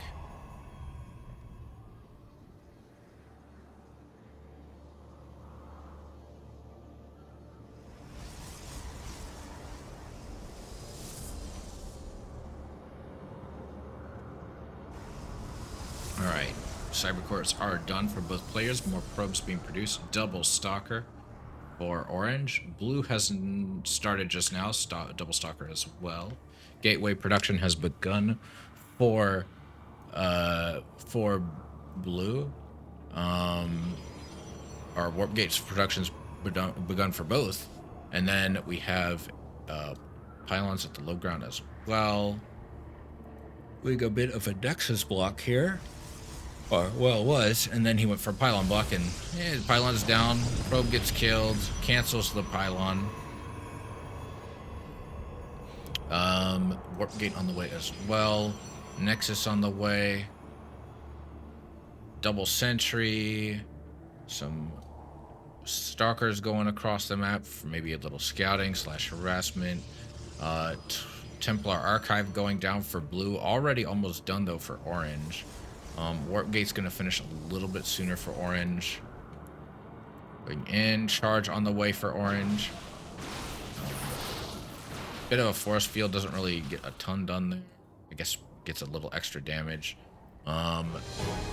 Nexus is gonna finish up a little bit sooner for blue. Let's see, more robotics facility this time. All right, and Templar Archive is done for blue. Going for a Templar Archive. Or excuse me. I said Twilight Council and then Templar Archive, excuse me. Twilight Council isn't researching anything. Warp gate's done though. I guess he just wanted the Templar or Twilight Council so he could get a Templar Archive. Interesting. Both players macroing up at about the same rate, slightly for orange. Shield battery going down, that's very good. Gonna make defense a lot easier. We also see more stalkers getting warped in. Robotics facility going to finish now. We have a observer being warped in, as well as another nexus going in the back here. Charge is on the way now as well for blue. I'm interested if he's going like Archons or something. I believe orange did see the Templar Archive. He does, and he also sees a Twilight Council. We also see Warp Gate or Warp Prism on the way, as well as Charge wrapping up. 2 more Warp Gates going in. We're going to definitely see a lot of early Zealot-based aggression here. Probably a warping in the main or something similar like that. Observer making its way across the map, as well as a hallucination from blue. We're seeing a Warp Prism and some more gateway, or not Warp Prism, a robotics facility and more gateways coming in for blue. Orange is warping in his Warp Prism still. Observer gonna make it. We've got an Archon here. Another Templar warps in. High Templar. Warp Prism is gonna get harassed a little bit. Ends up dumping the contents. I think he didn't realize at first that that was a hallucination. More Zealots being warped in. Unpacks the Warp Prism, heads back over. Getting a shield battery in the main. I don't know if it's because he's worried about a warping up there or what. Shield battery, and then second shield battery in the natural. Going to finish up in a minute here. We have Zealots warping in the main. Immortal warping in at the robotics facility. We've got a decent amount of Archons. We have a Forge on the way as well. We're going to see some units get dropped off here. And more get warped in by Orange into Blue's base. Blue warping in more units. And he's coming out the Archons. The shield battery gets jumped on. But there are still a lot of Archons here. And I think even with Charge, it's a rough fight to take. The Warp Prism is going to have to get out. And the Archons are coming back down, trying to deal with all of this. Does lose 2 shield batteries a bit unnecessarily. More units warping in for both players. A lot of Archons here dealing a lot of damage. That splash damage helping out a lot. Guardian shield gets popped. That's going to help against surviving. Archon goes down. Zealots are taking a lot of hits here, but a lot of damage is being dealt. Tries to deal with this Warp Prism. Doesn't quite manage to kill it, but it does run off. 5 workers did go down. More warping in. Oh, and he doesn't target the Warp Prism. Why? Oh, no. Getting a decent surround here. More units warping in for blue. Immortal is out now, but I don't know how much good that's going to do against the Zealots. Archons are now gone, unfortunately. A warp prism of his own is being warped in. I'm not really sure why. More zealots warping in. Yeah, it's just over. Alrighty. Diego takes game 1.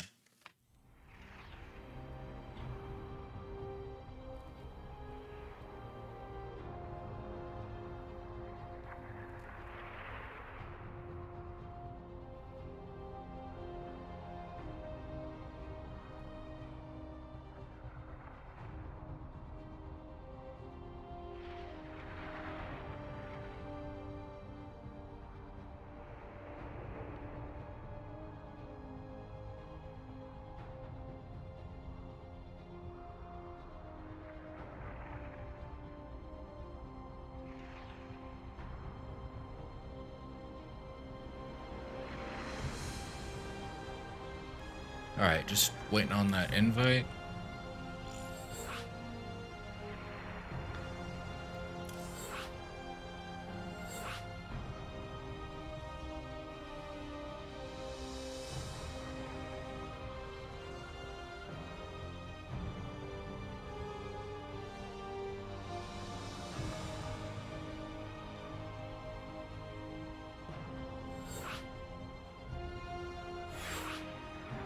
Alright, just waiting on that invite. Or that game start, excuse me.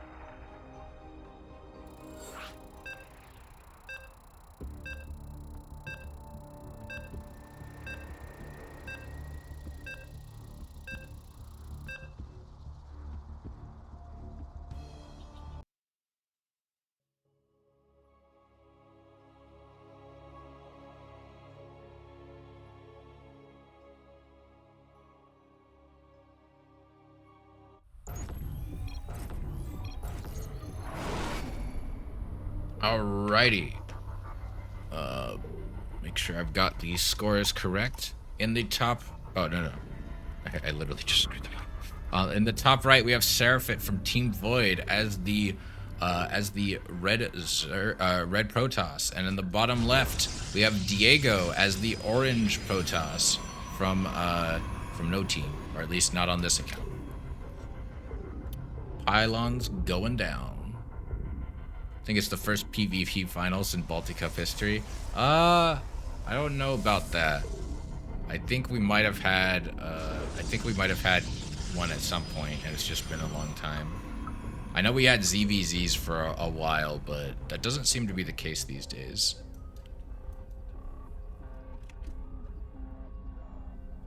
IEM gets TVT finals, Balticup gets PvP finals. If only the PvP finals could be as interesting as the IEM finals, unfortunately. Mirror matchups just aren't as, in my opinion, aren't quite as interesting. Less player expression.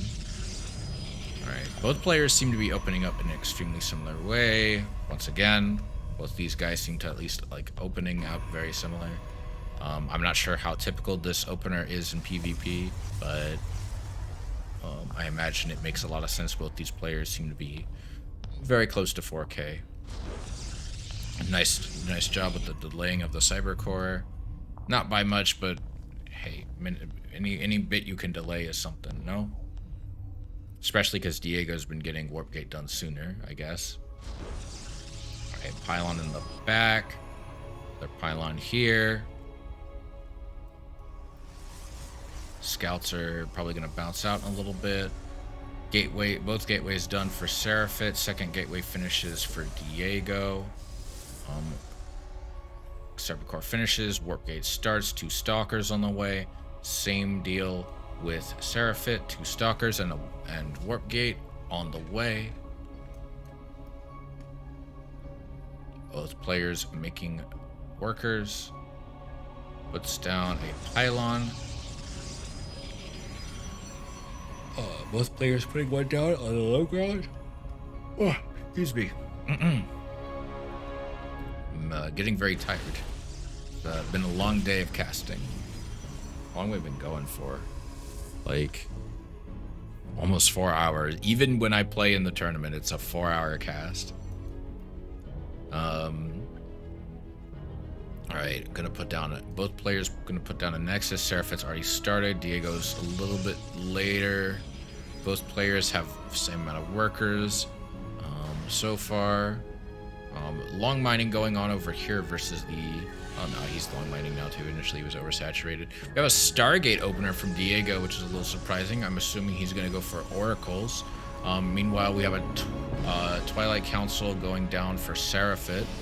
Yeah, Oracle getting chronoed out.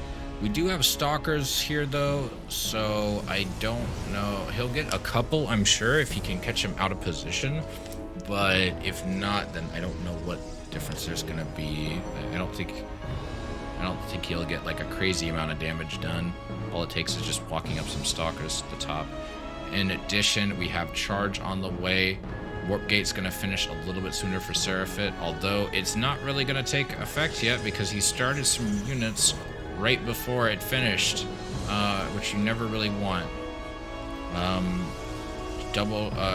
Single shield battery and a pylon going down.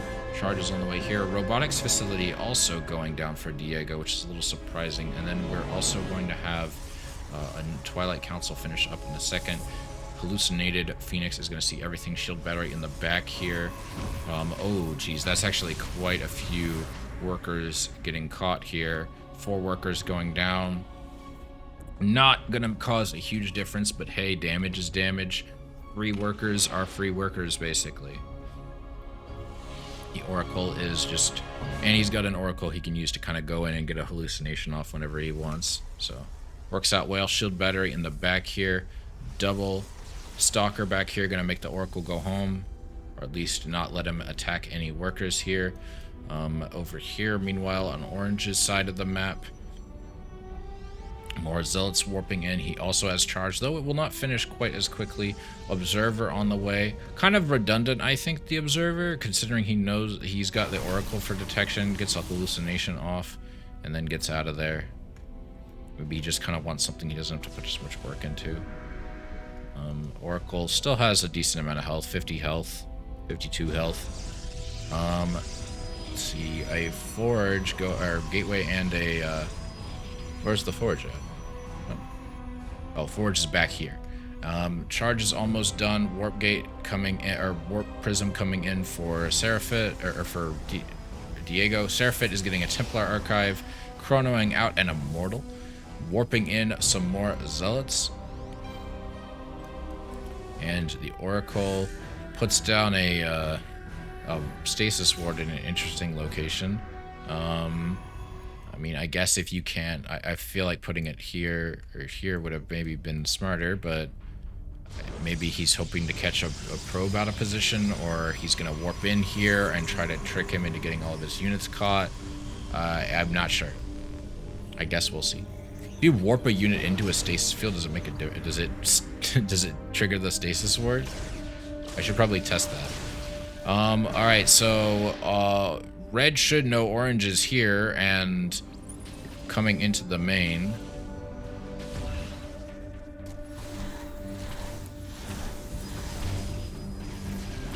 Oh, okay, that sentry's just gonna die.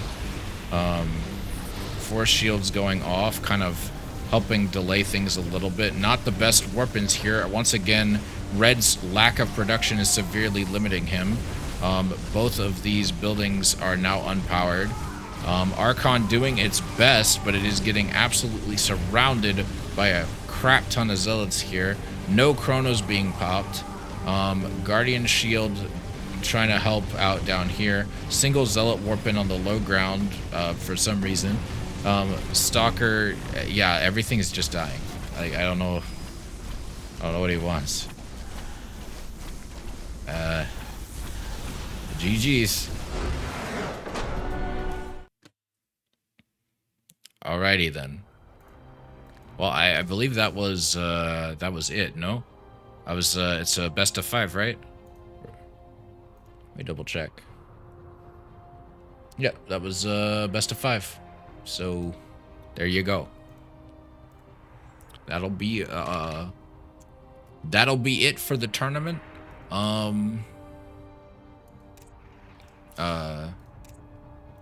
I will get y'all over to somebody else who's hopefully playing StarCraft. I haven't actually seen who's online right now. Let me find out.